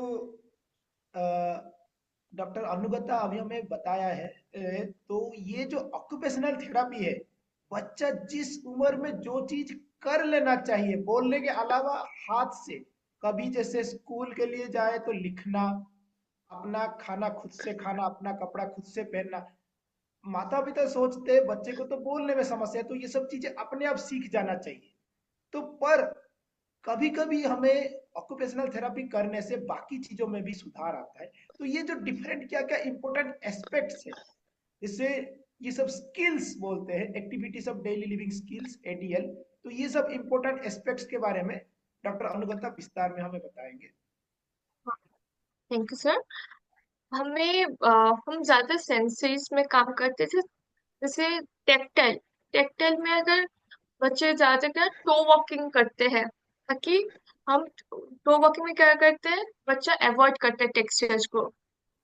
फिर बच्चे क्या करते हैं, कुछ चीज जैसे हेयर कट करना, नाखून काटने में दिक्कत करते हैं, बहुत रोते हैं। फिर स्कूल्स में दूसरे बच्चे के साथ नहीं बैठना, अलग से जाके बैठना। फिर दूसरे बच्चों को टच नहीं करना। फिर जैसे हाथ में कुछ लग जाते हैं तो फटाफट से चिल्लाते रहते हैं, हटाओ हटाओ हटाओ, उनको पसंद नहीं है एकदम ये सब टेक्सचर्स। फिर जैसे पेंसिल होल्डिंग बोलते, पेरेंट्स बोलते हैं मेरे बच्चा पेंसिल नहीं पकड़ रहा है, ये नहीं पकड़ रहा है, क्योंकि उसको टेक्टाइल का इशू है, वो पकड़ना नहीं चाहते हैं क्योंकि उसमें फिंगर्स में टेक्टाइल इशू होता है। ठीक है, फिर हम लोग चले जाते हैं विजुअल में। जैसे हम कॉर्नर आए, बच्चे क्या करते हैं, ऐसे आंख देखते हैं, ऐसे कॉर्नर आए करते हैं। फिर जैसे थ्रेड को ये ऐसे करना, फिर फिंगर्स को स्टिमिंग करना, फिर जैसे टॉयज हो गया, फैन को घूमते हुए देखना, मूविंग व्हील्स को घूमते हुए देखना, ये सब विजुअल इश्यूज होते हैं, विजुअल इशू के कारण ये सब होता है। फिर हम लोग जाते हैं वेस्टिबुलर में। जैसे हमारे लिए ग्राउंड इवन है, लेकिन बच्चों के लिए, उस बच्चे के लिए वही ग्राउंड भी अनइवन होता है, उसमें भी डिफिकल्ट होते हैं। फिर उनको जैसे स्विंग झूले में बैठने में दिक्कत होना, लेटर क्लाइंबिंग में दिक्कत होना, फिर चलने में दिक्कत हो जाना, क्योंकि वेस्टिबुलर इश्यूज की वजह से ऐसा होता है। जैसे बच्चे अपने आप में घूमते घूमते रह जाना। फिर कभी कभी कुछ कुछ बच्चे ऐसा होता है कि अपने आप में बहुत हंसते हैं, बहुत हंसते हंसते हंसते और मूवमेंट भी करते हैं साथ में। तो ये वेस्टिबुलर सीख करते हैं बच्चा। इसके बाद जैसे जैसे नेक्स्ट है हम लोग का प्रोप्रियोसेप्शन में होता है कि बच्चा जंप कर रहा हो, और जैसे पेंसिल पकड़ने, बहुत डार्क पेंसिल, डीप प्रेशर से पेंसिल पकड़ रहा हो, वो दिक्कत, उससे क्या होता है पेपर फट जाता है। तो टीचर्स कंप्लेन करके वो बहुत प्रेशर से पकड़ रहा है कि उसकी वजह से पेपर फट जा रहा है। फिर जैसे प्रोप्रियोसेप्शन से बहुत सारे बच्चे क्या है, अपने प्राइवेट पार्ट को टच करते रहते हैं, उससे प्रेशर सीख करते हैं। तो ये भी हमारा, ये हमको इवोल्यूट करना पड़ता है कि क्या ये सेंसरी इशू है, क्या ये बिहेवियर है। अगर ये सेंसरी इशू होता है तो इसमें हम लोग को कंबाइन करते हैं, हम उसको या प्रोप्रियोसेप्शन के साथ टेक्टाइल देते हैं। और जैसे कूदी करना, और जैसे बच्चा मुंह पे खाना चबाते रहते हैं, या मुंह पे माउथिंग जिसको बोलते हैं, एज अप्रोप्रिएट नहीं, विदाउट मतलब 3 साल 4 साल 5 साल हो गए बच्चे का, फिर भी माउथिंग कर रहा, कुछ भी चीज मुंह पे डाल दे रहा, तो वो भी सीख कर रहा, वो भी प्रोप्रियोसेप्शन सीख करता है उससे बच्चे। फिर जैसे बच्चा कभी कहीं से भी जंप कर रहा हो, फिर हैंड क्लैपिंग करना, वो भी प्रोप्रियोसेप्शन के अंदर आता है उसी वजह से। फिर जैसे ऑडिटरी हो गया, ऑडिटरी में क्या होता है, कुकर के सीटी से जल जाना। फिर व्हीसल का जैसे मिक्सी ऑन करने से डरते हैं। फिर जैसे हम लोग क्या होता है ना, बच्चा कान पकड़ लेता है, कुछ भी थोड़ा सा भी सेंसिटिव, थोड़ा सा भी आवाज ऊंचे कर कान पकड़ लेते हैं। फिर कुछ कुछ बच्चा जो सीख करते हैं, वो क्या करते हैं, चीजों को फेंकते हैं और मजा लेते हैं, हाँ आवाज और अच्छा लगता है, जैसे कुंडली बार बार लगाना खोलना, उनको ये सब आवाज अच्छा लगता है उनको, और वो सीख करते हैं वो सब आवाज, उनको अच्छा लगता है। फिर जैसे ऑल फैक्ट्री, ऑल फैक्ट्री में क्या होता है, कुछ कुछ बच्चे क्या क्या करते हैं, अपना बॉडी सूंघते हैं, दूसरे का बॉडी को स्मेल करते हैं। फिर फिर उनको कहीं पे भी बिठा दो, उनको कुछ कुछ पता नहीं चलता, तो उनको ऑल्फैक्टरी इशू होता है। या तो कुछ बच्चे क्या करते हैं, पहले खाने के लिए पहले सूंघते हैं, अगर सूंघने में अगर सही लगता है तो उन लोग खाते हैं, नहीं तो फेंक देते हैं। तो बहुत सेंसिटिव होता है। फिर आ जाता है गैस्ट्रेट, उसमें क्या होता है ना कि बच्चा हर चीज मुंह पर नहीं डालता, पिकी ईटर्स होते हैं, कुछ चीज डालते हैं मुंह में, कुछ चीज नहीं डालते हैं। जैसे पराठा खाएंगे तो जैसे रोटी खाएंगे तो सब्जी निकाल देंगे, फिर पराठा पराठा खाएंगे। तो फिर क्या करते हैं, जैसे और ऑल गैस्ट्रेटरी के लिए मुंह ब्रशिंग करना, ओरल हाइजीन मेंटेन करने में बहुत दिक्कत होता है। तो ये सब सेंसस इश्यूज हैं, और भी है, क्योंकि हर बच्चा अलग अलग बिहेवियर, अलग अलग सेंसस इश्यूज लेके आते हैं, हर बच्चा एक जैसा नहीं होता है। और फिर जैसे हम लोग मोटर स्किल्स में, जैसे फाइन मोटर में जैसे सीजर कटिंग, फिर राइटिंग, फिर छोटे बीडिंग, ये सब हम लोग देखते हैं। और फिर जैसे ग्रॉस मोटर में जैसे jumping, running, ride bicycle riding riding, ये सब में हम लोग देखते हैं। इस सब में। और फिर मोटर प्लानिंग सबसे होता है, सबसे ज्यादा मतलब मोटर प्लानिंग हम लोग देखते थे ऑब्स्टेकल वॉकिंग में करते, ताकि बच्चा हमारे पास जो भी सीख रहा हो वो एनवायरमेंट में जाके अप्लाई कर पाए। ठीक है। फिर जैसे कॉग्निटिव जैसे अंडरस्टैंडिंग को बढ़ाना। फिर कॉग्निटिव में आते हैं हमारा मेमोरीज कैसे होता है। फिर फिर कम्युनिकेशन और स्किल्स में, कम्युनिकेशन में दो टाइप का आता है, एक वर्बल, एक नॉन वर्बल। नॉन वर्बल में हम लोग करते हैं कि जैसे बच्चा इंडिकेट करते हैं, कुछ बच्चे नहीं करते हैं, कुछ नहीं करते हैं, टॉयलेट कर दे रहा है, ये कर दे रहा है, लेकिन कुछ बच्चे इंडिकेट करते हैं कि हाँ मुझे हो रहा है, जेस्चर्स के साथ शो करता है, वो भी एक वर्बल कम्युनिकेशन होता है। सोशल स्किल्स में हम लोग ये सिखाते हैं कि जैसे हम लोग कुछ भी एक एक्टिविटी पहले हम करते हैं, फिर उसके बाद जैसे ये आज जैसे बीडिंग करा दिया, तो नेक्स्ट नेक्स्ट वीक में हम लोग क्या करते हैं, स्मॉल ग्रुप थेरेपी कराते हैं, ताकि ग्रुप में वो करे। फिर उस अगर वो कर पाया तो उसको बिग ग्रुप थेरेपी में देते हैं, ताकि वो सोशल इंटरेक्शन में आए। और फिर इसके बाद टर्न टेकिंग हो गया, ये सब में हम लोग फोकस करते हैं। Thank you. Thank you Anugata ma'am. Anugata ma'am ने बड़े विस्तार से बताया कैसे हम ऑटिज्म के हर हिस्से को, हर समस्याओं को सुलझा सकते हैं। तो ऑटिज्म के इलाज के बारे में हमने, दवाइयाँ, थेरापी के बारे में बहुत अच्छे से बात करने के बाद अब हम आगे चलेंगे। Next slide please. तो ऑटिज्म के बारे में हर माता पिता जानना चाहते हैं, क्या ये बीमारी एक बच्चे से दूसरे बच्चे में फैलता है, और वो आगे अपना फैमिली एक्सटेंड करना चाहेंगे, एक नेक्स्ट बेबी प्लान करना चाहेंगे, तो उसके लिए क्या सावधानी रखना है और उसमें ऑटिज्म आने का संभावना कितना है, ये सब के बारे में हमें जानने के लिए बताएंगे। अभी हमारे साथ डॉक्टर अंकित अभी भी है। Doctor Ankit please. सो अगर ये बात करें कि क्या ऑटिज्म एक संक्रामक बीमारी है, तो संक्रामक बीमारी जैसे आप लोग समझते हैं, मैं समझाऊं, जो कि किसी रोगी के संपर्क में आने से फैलती है। जैसे कि उसके सिक्रीशंस हो गए, नेजल या ओरल ड्रॉपलेट्स हो गए, या उसके ब्लड या उसके डायरेक्ट कांटेक्ट में आने से फैलने वाली बीमारियों को संक्रामक बीमारी बोलते हैं। या किसी एक व्यक्ति से दूसरे व्यक्ति के थ्रू, किसी मच्छर के थ्रू फैलता है, इनको सबको संक्रामक बीमारी बोलते हैं। ऑटिज्म के केस में या संदर्भ में हम बात करें, तो ऑटिज्म बिल्कुल ऐसी बीमारी नहीं है। इसमें मुख्य भूमिका होती है वो जेनेटिक्स एवं पर्यावरण कारकों की होती है, न कि किसी कीटाणुओं से ये रोग होता है। अगर बात करें कि एक बच्चे में ऑटिज्म है तो अगले बच्चे में होने का रिस्क 10 से 20% है। ये डिपेंड करता है कि बाकी अन्य कारक क्या भूमिका निभा रहे हैं। तो लाइक जैसे कि अगर परिवार में ऐसी हिस्ट्री है कि बच्चे में या परिवार के किसी अन्य सदस्य में ऑटिज्म रहा है, तो इसका खतरा बढ़ सकता है। माता पिता की उम्र अधिक होने के साथ साथ भी ये ऑटिज्म का खतरा रहता है। जैसे माता की उम्र अधिक होने से डाउन सिंड्रोम और कुछ सिंड्रोमिक एसोसिएशंस हैं, उनका चांस अधिक बढ़ता है। बच्चे का विकास पूर्ण रूप से नहीं हो पाता है, IUGR जिसको बोलते हैं, उसके चांस बढ़ते हैं। उसी तरह से ऑटिज्म का जोखिम भी बढ़ता है। अगर बात करें कि अगला होने वाला बच्चा लड़का है या लड़की है, तो कुछ ये भी देखा गया है कि महिलाओं की तुलना में मेल चाइल्ड में इसके प्रभावित होने की संभावनाएं अधिक हैं। और जैसे नवजात शिशु जो समय से पहले पैदा हो जाते हैं, प्री मेच्योर हो जाते हैं, तो उनमें भी इसका खतरा ज्यादा होता है। तथा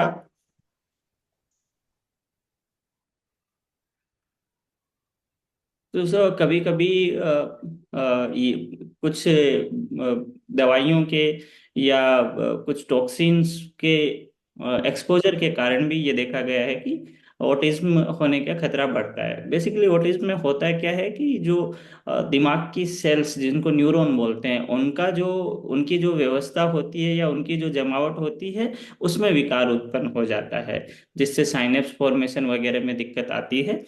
तो ऐसे सभी खतरे जो कि इस चीज के रिस्क को बढ़ाते हैं, उनसे ऑटिज्म होने का खतरा बढ़ सकता है। तो डॉक्टर अंकित ने बड़े ही सिंपल तरीके से हमें बताया है अभी कि ये बीमारी नेक्स्ट बेबी में आएगा, इसका चांसेस बढ़ा हुआ है, पर हम ये नहीं मान सकते हैं कि नेक्स्ट बेबी में ही कंफर्म आएगा। तो पेरेंट्स को डरिए मत। अगर आपको नेक्स्ट बेबी प्लान करना है तो कुछ एक्स्ट्रा टेस्ट करने होंगे। उसके लिए अपने आसपास के जो पेडियाट्रिशियन है या न्यूरोलॉजिस्ट से प्लीज उनसे मिल लीजिए। और ऐसा मत सोचिए, मोहल्ले में भी स्कूल में भी बाकी बच्चों को भी, बाकी टीचर्स को भी, सबको बोल दीजिए एक बच्चे से दूसरे बच्चे में नहीं फैलता है। अब हम जानना चाहेंगे, माता पिताओं को बहुत सारे कभी कभी समस्याओं का सामना करना होता है। Next slide please. बहुत सी कभी कभी आर्थिक, नेक्स्ट स्लाइड प्लीज, आर्थिक परेशानियों का भी सामना करना होता है। कभी कभी बच्चे को स्कूल में भर्ती नहीं मिल पाता है, उनके साथ भेदभाव भी कभी कभी, बहुत ही अनफॉर्चुनेटली हमें बोलना पड़ रहा है, कभी कभी भेदभाव होता है। तो माता पिता जानना चाहेंगे क्या ये जो दिव्यांग प्रमाण पत्र भारत में अभी दिया जा रहा है, इसका फैसिलिटी जो है, इससे ये जो सोशल, इकोनॉमिक और लीगल एस्पेक्ट जो होता है, हम न्यायिक कुछ कुछ फायदे हैं होते हैं, आर्थिक फायदा है और कुछ कुछ सामाजिक फायदाएं होते हैं, ये कैसे मदद कर सकता है और कैसे ये दिव्यांग प्रमाण पत्र लेना है, उसके बारे में अभी हमें बताएंगे doctor Priyanka madam. Priyanka ma'am, over to you. Thank you doctor Prateek. तो ऑटिज्म भारत में एक रिकॉग्नाइज्ड डिसेबिलिटी है या विकलांगता है, तो इसके लिए सर्टिफिकेट मिल सकता है और सर्टिफिकेट लेने के बहुत फायदे हैं। सो अगर ऑटिज्म का सिवियरिटी 40% या उससे ज़्यादा है, उसे बेंचमार्क डिसेबिलिटी बोला जाता है और उन केसेस में सर्टिफिकेट दिया जाता है। माइल्ड ऑटिज्म यूजुअली जिनमें कम होता है 40% से सिवियरिटी, उनमें डिसेबिलिटी सर्टिफिकेट नहीं मिलता है। तो जब भी सर्टिफिकेट मिलता है उससे काफ़ी चीज़ों में हेल्प मिल सकती है। गवर्नमेंट सपोर्ट, गवर्नमेंट स्कीम्स जो होती हैं वो भी मिलती हैं बच्चों को, और इसके अलावा इनकम टैक्स बेनिफिट्स भी ले सकते हैं पेरेंट्स। ट्रैवल कंसेशंस जो आगे डॉक्टर तारिशी बताएंगी वो भी मिलते हैं। Next slide please. तो कैसे लेंगे आप डिसेबिलिटी सर्टिफिकेट? तो अपने नियरेस्ट गवर्नमेंट हॉस्पिटल में जाके आप एक मेडिकल असेसमेंट शेड्यूल करवा सकते हैं, एंड अब उनके लिए आपको यही सब डॉक्यूमेंट्स चाहिए होंगे: identity proof, medical reports, passport size photograph और एड्रेस प्रूफ। तो नियरेस्ट सिविल हॉस्पिटल में आप जाइए। अगर वहाँ पे कोई साइकोलॉजिस्ट की सुविधा उपलब्ध नहीं है तो वो आपको आगे असेसमेंट के लिए एक मेडिकल बोर्ड के पास भेजते हैं, जो अगर उनके पास उपलब्ध नहीं होगा तो वो हायर सेंटर में भेज देंगे। तो एक बार डिसेबिलिटी असेसमेंट हो जाता है तो सर्टिफिकेट मिलने की संभावना रहती है अगर 40% से ज़्यादा डिसेबिलिटी होती है। और एप्लीकेशन सबमिशन इस वेबसाइट पे किया जाता है, swalambangcard.gov.in। Unique disability ID generate की जाती है पेशेंट्स की। और ये सर्टिफिकेट कुछ सालों के लिए वैलिड रहता है, 5 years मोस्टली, एंड फिर ये रिन्यू करवाना पड़ता है आपको, एंड कई बार ये लंबे टाइम के लिए भी मिल जाता है सर्टिफिकेट। Next slide please. तो जैसे हम बात कर रहे थे कि डिसेबिलिटी सर्टिफिकेट्स के क्या बेनिफिट्स होते हैं, सो टैक्स बेनिफिट्स होते हैं, गवर्नमेंट स्कीम्स में एक्सेस मिलता है, एजुकेशनल सपोर्ट मिलती है, एम्प्लॉयमेंट में, नौकरी में रिजर्वेशन मिलता है, ट्रैवल कंसेशन मिलते हैं और सोशल सिक्योरिटी बेनिफिट्स भी होते हैं। Next slide please. So income tax benefit के अंदर सेक्शन 80 DD इनकम टैक्स जो एक्ट है उसके अंडर जो भी पेरेंट्स अपने बच्चे का टेक केयर कर रहे हैं जिसे ऑटिज्म है और उनके पास डिसेबिलिटी सर्टिफिकेट है, वो टैक्स डिडक्शन ले सकते हैं अप टू 75,000 अगर बच्चे को बेंचमार्क डिसेबिलिटी है, एटलीस्ट 40% डिसेबिलिटी, और अगर सिवियर डिसेबिलिटी है, मोर देन 80% डिसेबिलिटी, तो 1.25 लाख तक कंसेशन लिया जा सकता है for the treatment of the dependent person. Thank you. Next slide please. Doctor Tarishi अब इंक्लूसिव एजुकेशन के बारे में बताएंगे। तो पेरेंट्स को निराश होने की जरूरत नहीं है। अभी गवर्नमेंट की तरफ से काफी सारी, क्योंकि ऑटिज्म हमारे यहाँ पे एक रिकग्नाइज्ड डिसेबिलिटी है, तो according to the rights of persons with disability and right to education act, हर बच्चा 6 to 14 years of age group में जरूर अलाउड है। तो गवर्नमेंट कहीं गवर्नमेंट प्रोवाइड करती है जहाँ पे स्पेशल एजुकेटर्स, कुछ टीचर्स, ट्रेन टीचर्स जो कि इन बच्चों को अलग तरीके से पढ़ाने में ट्रेंड किए जाते हैं, वो अवेलेबल होते हैं। और कई स्कूल्स में आजकल ऑक्यूपेशनल स्पीच थेरेपी का भी प्रोविजन है, ताकि ये बच्चे नॉर्मल बात पढ़ सकें और साथ में उनको जो एक्स्ट्रा सपोर्ट चाहिए वो प्रोवाइड हो सके। कई बोर्ड्स जैसे सीबीएसई और अदर बोर्ड्स में एक्स्ट्रा टाइम, अगर आपका बच्चा स्लो है, लिखने में परेशानी है, तो उसके लिए राइटर, या कभी कभी कुछ सब्जेक्ट्स में रिलैक्सेशन का भी प्रोविजन होता है, जो हम लोग एज पेरेंट्स अगर जानकारी हो तो अवेल कर सकते हैं। उसके अलावा एक समग्र शिक्षा अभियान है, जो कि अगर डिसेबिलिटी है तो कुछ depending upon the category of disability, कुछ कंसेशंस और पेरेंट्स को फाइनेंशियल सपोर्ट और थेरेपी सपोर्ट भी गवर्नमेंट की तरफ से प्रोवाइड होता है।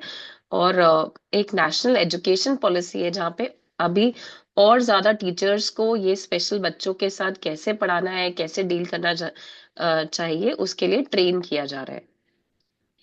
Next slide please. तो एजुकेशनल सपोर्ट के अलावा बहुत सारे ट्रैवल कंसेशंस भी है। तो हर बच्चा जो ऑटिस्टिक है वो एलिजिबल, अगर वो डिसेबिलिटी कैटेगरी में है तो एलिजिबल है for 50% concession on train fees. और उनके साथ जो भी उनके केयर गिवर है, एक पेरेंट, उनको भी 50% कंसेशन मिलता है ट्रेन ट्रैवल में। बस और एयर ट्रैवल में डिपेंडिंग अपॉन लोकल गवर्नमेंट की क्या पॉलिसीज हैं, वो लोग भी काफी डिस्काउंट्स देते हैं। एयर ट्रैवल के लिए आप एयरलाइन से कनेक्ट कर सकते हैं, उनको अपना डिसेबिलिटी सर्टिफिकेट दिखा के जो डिस्काउंट्स हैं वो अवेल किए जाते हैं। और कई सिटीज में जो लोकल ट्रांसपोर्ट है उसमें स्पेशल डिफरेंशियली एबल्ड चिल्ड्रन के लिए फ्री पासेस भी अवेलेबल है। सबसे इम्पोर्टेंट चीज है कि जब भी आप ये डिस्काउंट्स अवेल करें तो अपना डिसेबिलिटी आईडी या सर्टिफिकेट हमेशा अपने साथ कैरी करें। Thank you. Thank you. Thank you doctor Tarishi. तो नेक्स्ट स्लाइड प्लीज।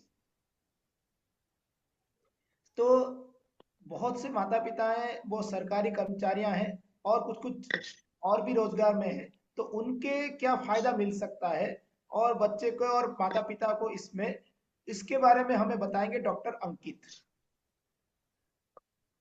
डॉक्टर अंकित का आई थिंक वो डिस्कनेक्ट हो गया है, तो ओके। आप बता दीजिए डॉक्टर प्रतीक। तो ऐसा है कि जो हमारा जो एक एक्ट बनाया गया 2016 में, इन जो बच्चों के लिए एक स्पेसिफिक एक्ट, उसको हम आरपीडब्ल्यूडी एक्ट बोलते हैं, जिसके अंतर्गत आपको दिव्यांग प्रमाण पत्र मिल रहा है। तो अगर आपका बच्चा ऑटिज्म में है और उसके पास दिव्यांग प्रमाण पत्र है, तो हमारा ये बेंचमार्क डिसेबिलिटी के तहत आपका बच्चे को कोई भी सरकारी नौकरी में उसके लिए कुछ रिजर्वेशन रखा गया है। तो उसमें अगर वो आ जाते हैं, जैसे इवन मेडिकल एमबीबीएस में भी उनके लिए है, आईआईटी में, इस सब में भी रखा गया है, तो और भी बहुत सारे नौकरियों में रखा गया है। और जो सबसे बड़ा चीज है, जो बच्चे भी और उनके माता पिता भी, उनके लिए स्पेशल लीव है सरकारी नौकरी को। हम जैसे आम सरकारी कर्मचारियों से उनको कुछ एक्स्ट्रा लीव्स मिलते हैं। कभी कभी उनको जो उनका अस्पताल है, वो उनका इलाज के लिए जो पैसा होता है, जो व्यवहारिक therapy, speech therapy, occupational therapy के लिए पूरा देता है, या कभी कभी सब्सिडी भी देता है, जिसको हम फाइनेंशियल एड बोलते हैं।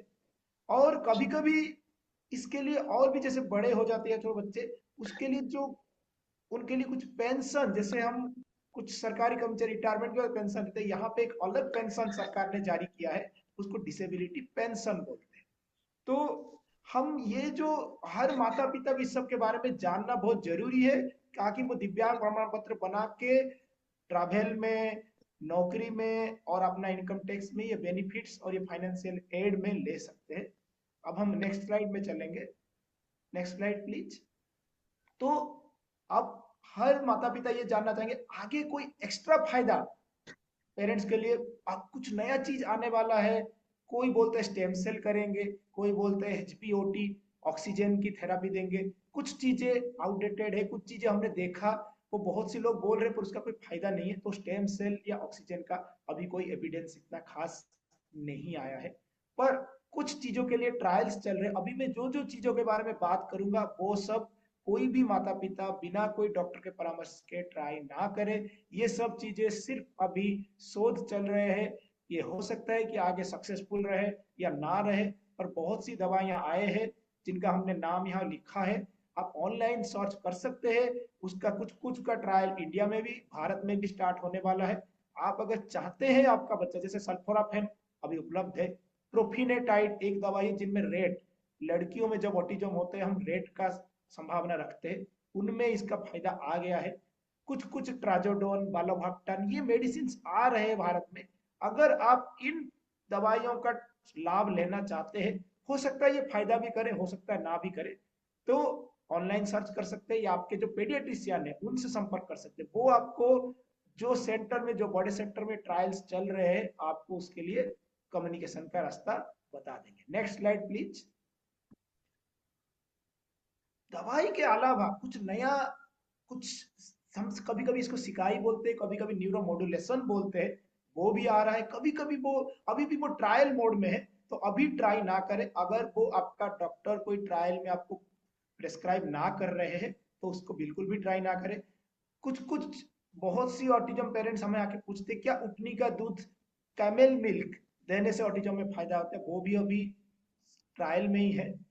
कुछ कुछ ईजी बेस्ड अटेंशन को कम करने के लिए कुछ कुछ डिवाइसेस, यंत्र आ रहे हैं। और आजकल जैसे बहुत सारे लोग चैट जीपीटी ये जानते हैं, जैसे आर्टिफिशियल इंटेलिजेंस आ रहा है, एआई। तो एआई भी ऑटिज्म में कुछ कुछ नया बनाने की वैज्ञानिक लोग कोशिश कर रहे हैं। तो आगे आने वाले समय में, हम आने वाले 5 साल में बहुत सी चीजें हम देखने को मतलब देख पाएंगे, जो कि अभी जो चीज हमारे पास उपलब्ध है उससे भी ज्यादा हम आपके बच्चे को कुछ एक्स्ट्रा प्रोवाइड कर सकते हैं। जैसे एडीएचडी की मरीज है, जो कभी कभी ऑटिज्म के साथ एडीएचडी हाइपर एक्टिविटी होता है, एक उसके लिए वीडियो गेम अप्रूव भी हो गया है, उसका नाम एनडीएवर है। ऑटिज्म के लिए उसको ट्राई किया जा रहा है। देखते सबसे आखिर में आप बोलेंगे जीन थेरापी। अब ये जीन थेरापी बड़े सभी लोग जानना चाहते हैं, कोई जीन थेरापी बदल देंगे क्या? 2 ऑटिज्म के जीन है जिसके लिए जीन थेरापी अभी ट्रायल में है और अभी ये प्रूव नहीं हुआ है। हम उम्मीद करते हैं अगले 5 साल में काफी नए चीजें देखने को मिलेंगे। उसके साथ अभी हमारा जो भी हम बताना चाहते थे, जो भी हम माता पिताओं को, जो भी साथ हमारे साथ जुड़े हैं, हमने जो भी ऑटिज्म के विभिन्न प्रकार के जो समस्याएं और जो क्वेश्चंस थे उसको हमने एड्रेस किया। अब हम माता पिताओं से जानना चाहेंगे, उनके मन में कोई शंका रह गया, कोई डाउट रह गया, कोई चीज को वो बेटर क्लैरिफाई करना चाहते हैं, नेक्स्ट स्लाइड प्लीज, तो उसके बारे में हम एड्रेस करेंगे। Thank you. एंड प्लीज आप जो भी आपका सवाल है बेझिझक हमें पूछ सकते। कुछ सवाल तो हमें ऑलरेडी चैट बॉक्स में मिले हुए हैं, जिसको जवाब देने के लिए मैं पैनलिस्ट को मदद लेना चाहूंगा। एक जो पेरेंट्स है वो जानना चाहते हैं, उनका एक 5 साल का लड़का है जो ऑटिज्म के अभी बीमार में, अभी वो खाने में बड़े परेशान कर रहे हैं। तो कुछ भी वो लेते, जैसे वो पिकी ईटर है, तो जब भी वो खाता है, खाने को कुछ चाहते हैं, वो अपना हाथ से दिखाते हैं कि हम उस तरफ इशारे, वो बोल के नहीं बताते हमें बिस्कुट चाहिए, जो भी चीज चाहिए। इसका कैसे सॉल्यूशन करना चाहेंगे? तो डॉक्टर प्रियंका मैम इसका जवाब देंगे कि बच्चा बोल के नहीं बता रहा है हमें रोटी चाहिए, बिस्किट चाहिए, उंगली से इशारा कर रहा है, और ये इस चीज को कैसे समाधान किया जा सकता है? Vytronica, please, you can stop sharing slide share. Huh?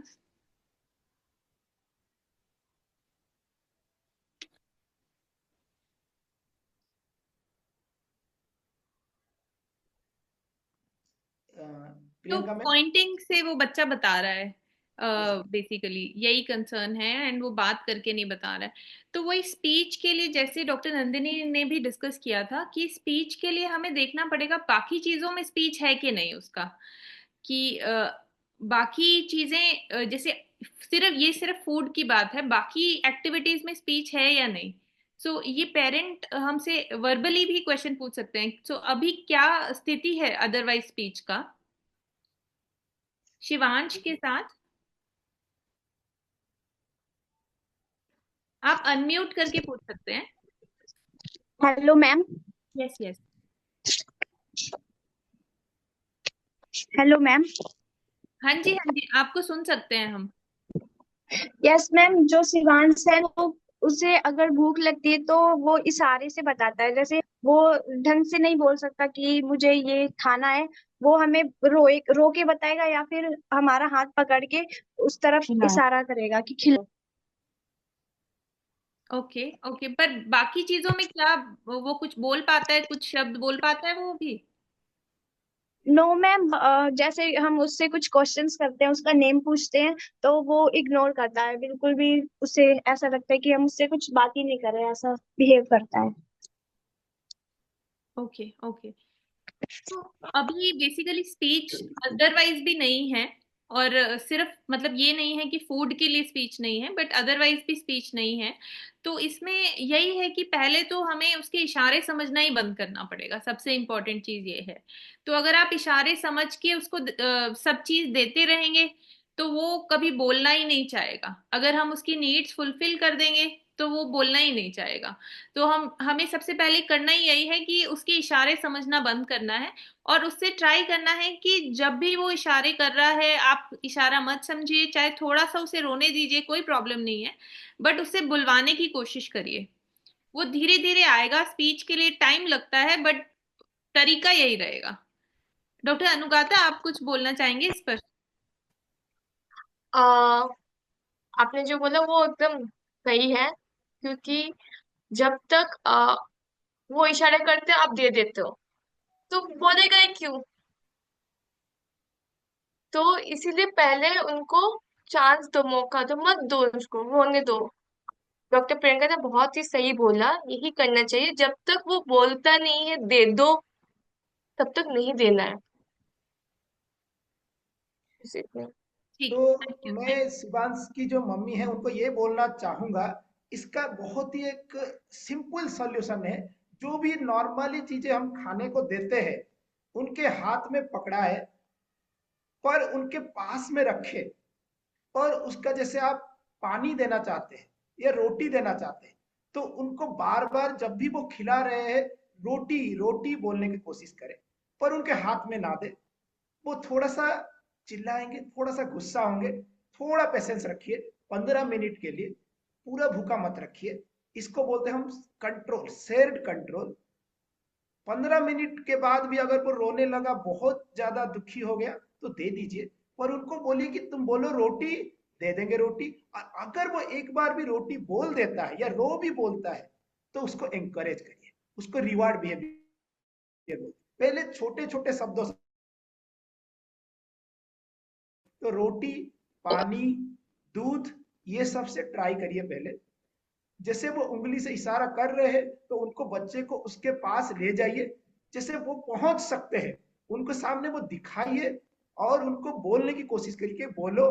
तो आप भी बोलिए, और हो सकता है आपके साथ अगर और दो लोग हैं उनको भी बोलने की कोशिश करिए। वो उसको पहले क्या करेंगे, ऑटिज्म वाले बच्चे इमिटेट बहुत अच्छा करते हैं, तो अगर आप 4 बार दूध बोलेंगे तो वो एक बार तो दूध बोल देगी, फिर आप बोलेंगे क्या है।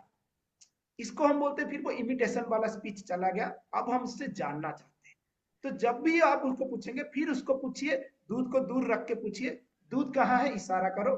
अब वो दूध की तरफ इशारा करेगा। अब उनसे पूछिए, तो बताओ ये क्या है, फिर दूध है ना, बताओ। तो ये चीज को थोड़ा ट्राई करिए।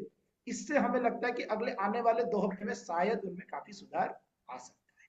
Thank you. तो नेक्स्ट सवाल थैंक है। यू सो मच सर, इसे जरूर ट्राई करेंगे। Thank you ma'am.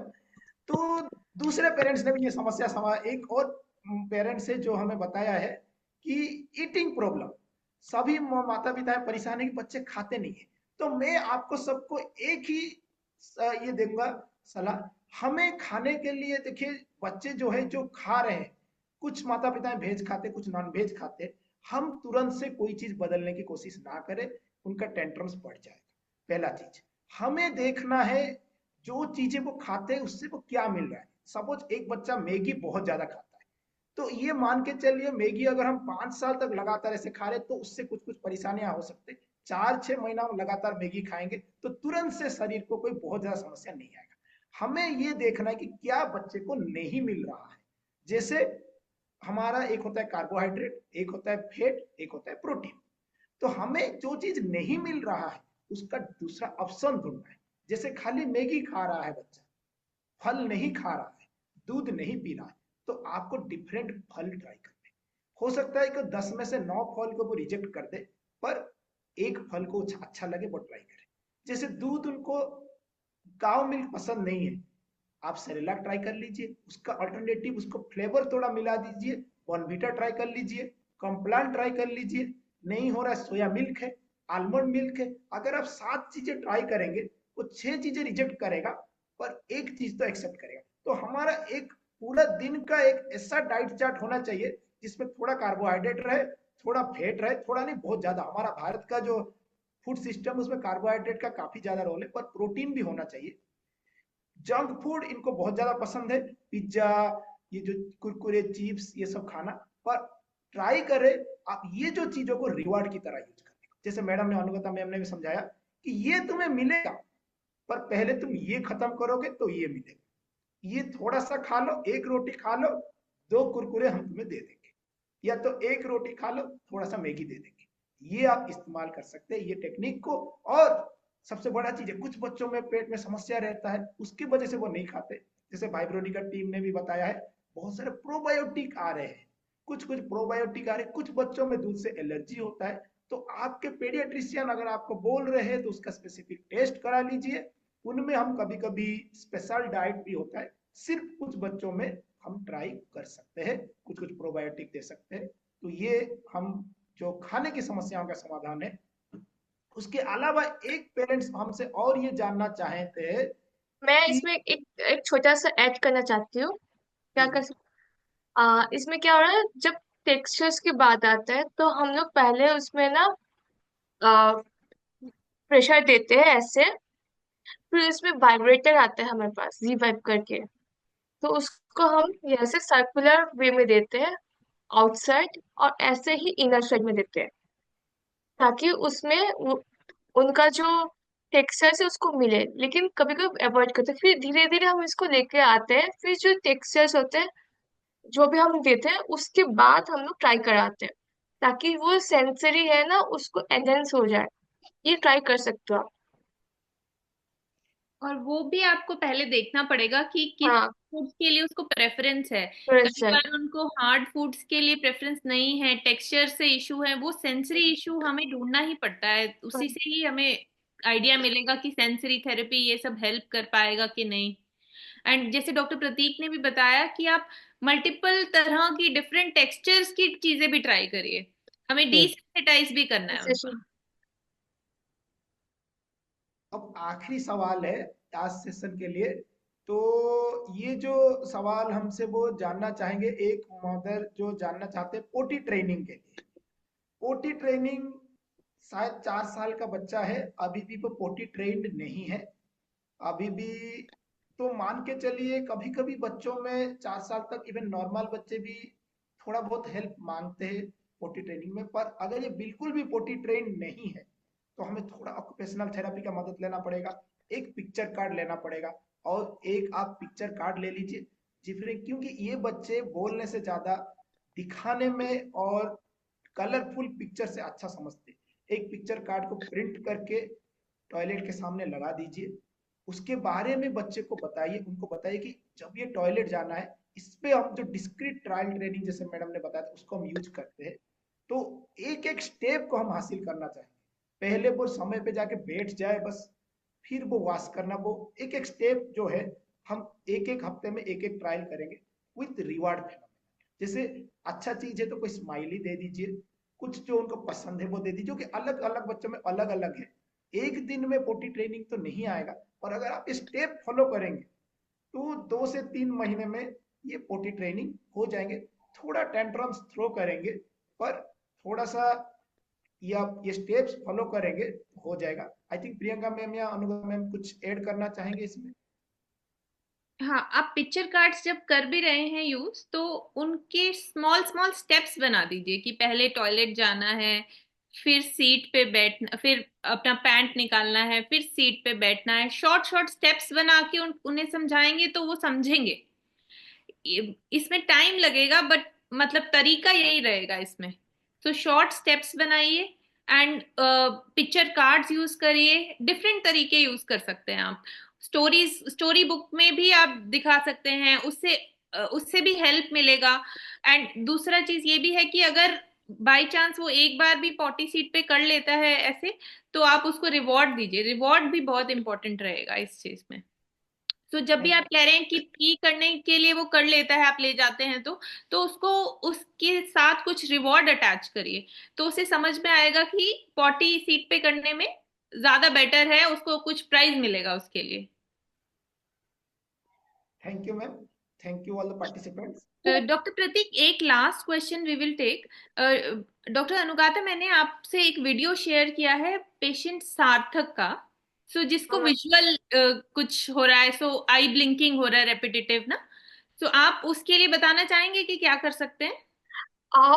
उसका आई ब्लिंकिंग भी हो रहा है, साथ में वो वेस्टिबुलर भी ले रहे हैं, साथ में वो रॉकिंग भी हो रहा है। तो उसको या वेस्टिबुलर के साथ विजुअल एक साथ देना पड़ेगा, अलग अलग देने से भी नहीं चलेगा। या तो आप क्या करते, जिम बॉल में बिठाओ, बच्चे को बिठा के उसको एंटी क्लॉकवाइज घुमाना है, ठीक है। इसके साथ ये 10 टाइम्स कर दिया, फिर उसको जिम बॉल में प्रोन लाइन में बिठा के, प्रोन लाइन में ऐसे करके नीचे विजुअल ट्रैकिंग कराना है, जैसे कार्ड्स हो गया, ये हो गया, जिससे ये सब कराना है ताकि वेस्टिबुलर के साथ विजुअल दोनों एक साथ मिले, ये कराना पड़ेगा। और ये एक तरह का सेंसरी इशू ही लग रहा है आपको, विजुअल ना? हाँ हाँ। सो ये लास्ट जो क्वेश्चंस हैं वो डॉक्टर तारिशी आप ले लीजिए please. So should we avoid meet, and next question है शुड वी यूज 2 लैंग्वेजेस और 1 if that can be the reason for delay. Okay, तो मीट या कोई भी फूड का ऑटिज्म से कोई रिलेशन नहीं है। तो बच्चे के डाइट, इनफैक्ट उसको सभी चीज ट्राई कराना चाहिए और सब चीज देना चाहिए। बहुत सारे पेरेंट्स मिल्क और वीट भी अवॉइड करते हैं। अब बहुत सारे लिटरेचर में एविडेंस है कि डाइट से ऑटिज्म का इम्प्रूव होना या और खराब होने का कोई रिलेशन नहीं है। तो डाइट में कोई रिस्ट्रिक्शन की जरूरत नहीं है। जितना टेक्सचर्स और जितना वैरायटी ऑफ फूड आपका बच्चा ट्राई करेगा, उसके सेंसरी इश्यूज में उसको हेल्प ही मिलेगी। दूसरा क्वेश्चन है लैंग्वेज पे। तो ये बहुत ही इम्पोर्टेंट है। नॉर्मल बच्चे को हम इनिशियल एज से ही मल्टीपल लैंग्वेज से भी एक्सपोज कर सकते हैं। इससे कोई परेशानी नहीं होती है, या ऐसा जरूरी नहीं है कि बच्चे को एक ही लैंग्वेज दे। बट जब हमारे बच्चा स्पीच थेरेपी में स्ट्रगल कर रहा है और वो एक एक चीज को बोलना धीरे धीरे सीख रहा है, तब हम लोग पेरेंट्स को बोलते हैं प्रेफरेबल है कि आप एक ही लैंग्वेज यूज करें। दिस इज मेनली री के लिए, कि वो एक ही चीज बार बार सुनेगा, तभी वो इमिटेट करेगा और उसके बाद उसका मतलब समझेगा और फिर वो बोल पाएगा। तो जब आप बच्चे को सिखा रहे हैं बोलना, प्रेफरेबली एक लैंग्वेज से स्टार्ट करें, उसके बाद धीरे धीरे हम दूसरा लैंग्वेज भी इंट्रोड्यूस कर सकते हैं। Thank you doctor Tarishi. Thank you all the panelist and जो भी पेरेंट्स हैं, हम हो सकता है आज आपको जितना हमने हमारा कोशिश था हम आपके हर सवाल का जवाब दे पाए, आपको कुछ मदद कर पाए। तो हम चाहते हैं कि आपका बच्चे में आगे भी बहुत सुधार हो, वो स्कूल में पढ़े, आत्मनिर्भर बने आगे जाके। तो thank you all the panelist, thank you Vibronica team and thank you all the parents. तो इसके साथ हम आपसे विदाई लेना चाहेंगे। Thank you thank you doctor, everyone. And thank you all the panelist, और सभी पेरेंट्स को बहुत बहुत thank you for joining. Thank you so much.